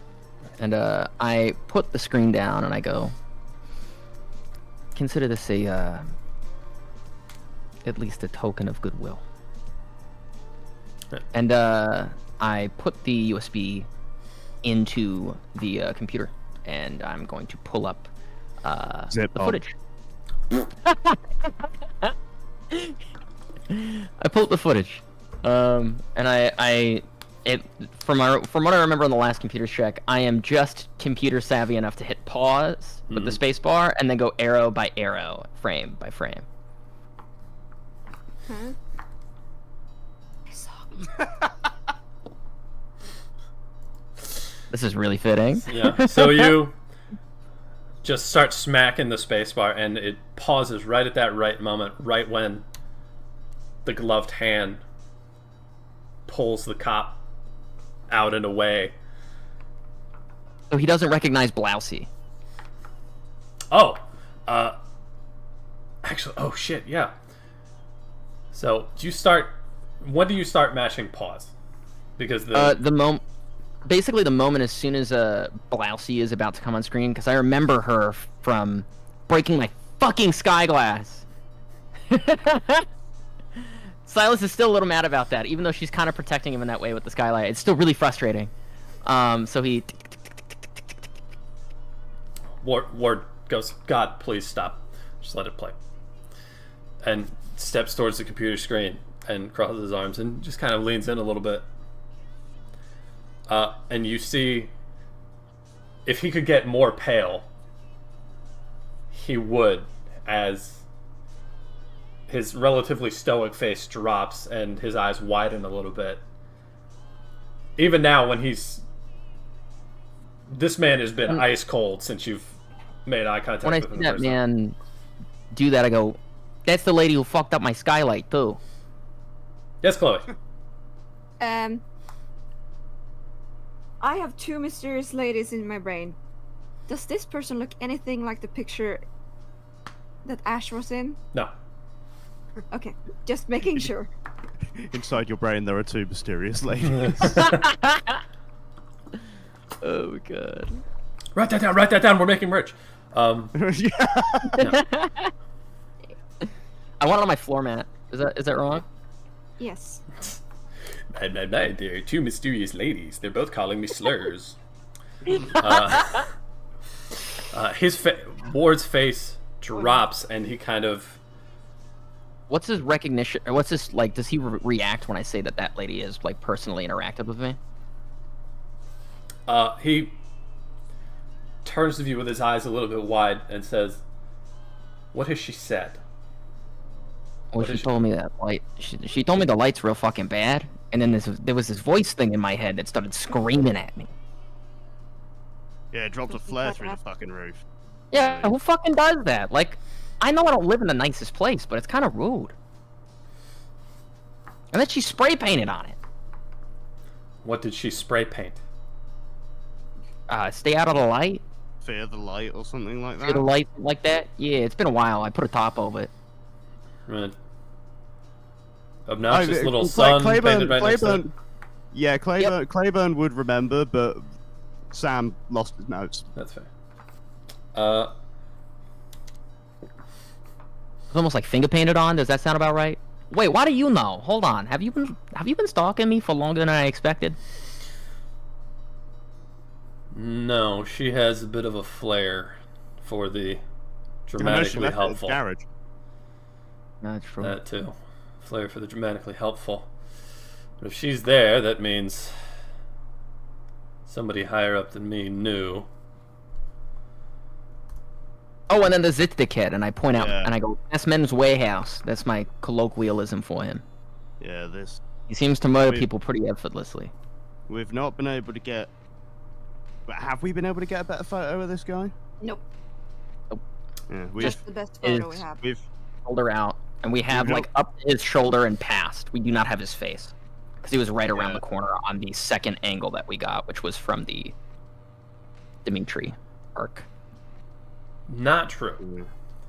Not true. The We didn't get his face. the footage that you got from Lenny was That's right. another 10 or 15 seconds. Yeah. Oh fuck. so Yeah. So I guess we see his whole ass face too. Is that how does Mr. Ward look about this? So to be clear, for the sake of our memories, Men's Warehouse is connected to the murder of Maria in that he's the one that fucking did it. And he also the one that fucking mind fucked that one dude to try and Yes. do the hit on Yeah, right, Wallace. okay. Wallace. Yes. Yeah. Yeah. Look at me remembering shit. Fuck. Oh. Yes. Men's Warehouse. And you saw the last frames of the video are close-up headshots of him as he's ripping the camera out of the wall, out from across the street of the Redwater. And Yeah, so this fucking dickhead is the Oh. one who we have reason to believe went after Mr. Marks.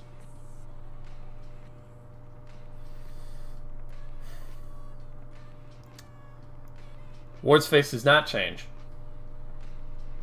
So still wide-eyed and pale. Well, No, he went wide-eyed and pale when... I guess the realization that we're not useless. yeah. Wide-eyed and pale when Blouse came on screen and then jumped off screen. He is inquisitive about Men's Warehouse. He is kind of crosses his arms and turns back. Well, his arms have been crossed, but he kind of straightens up and stares off as if he's thinking about something and whether or not he should tell you. And I go, Mr. York, do either of these people? Well, he's kind of like, I guess I'm trying to like prove our worth here. I go, do either of these people stick out to you in any sort of way?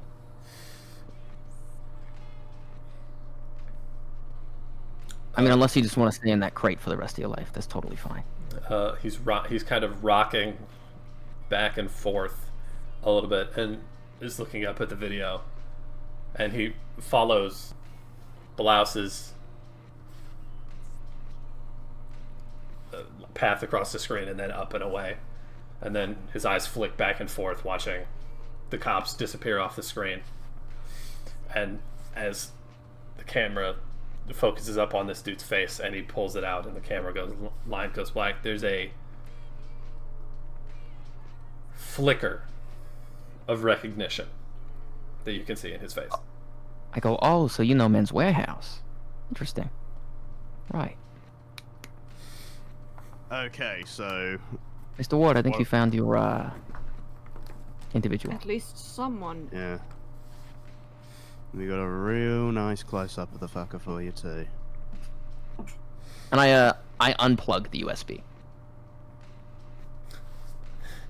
Little pop-up. press the button Failed to that- eject device. No, big red. No, button it's better corrupt. than that. Ward turns back to Yuri. Anton, hand on his shoulder again. Do you know who that was?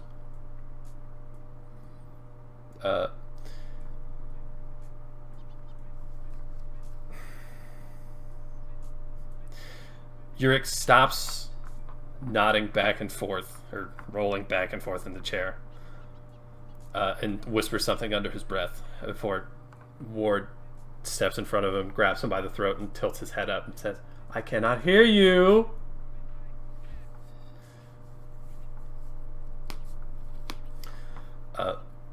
Yurik's eyes are flashing in panic, kind of all over the room, as if he's trying his hardest to avoid eye contact with Ward. As Ward Jesus. I love that. I cannot hear you. As Ward So kind good. of, you feel this almost heat and anger emanating off of Ward. Oh, hey, I can do that. Yeah. Silas, even you all feel this intense, oppressive anger emanating from Ward, even though he's not making eye contact with you, and you're all extremely uneasy. Cecilia physically takes a step behind Bradford as Ward goes, "Anton, don't lie to me. Tell me what you know." And Anton stops nodding, makes this laser-focused eye contact with Ward, and says, They're coming. They're coming for it all.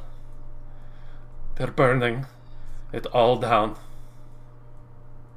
And it starts with him. And it starts with your fucking boss! And as Yurik wells up to spit in Ward's face, Ward presses his thumb into his throat, is immediately sprayed in the face with blood, and twists Yurik's head over his shoulders and over the back of the chair.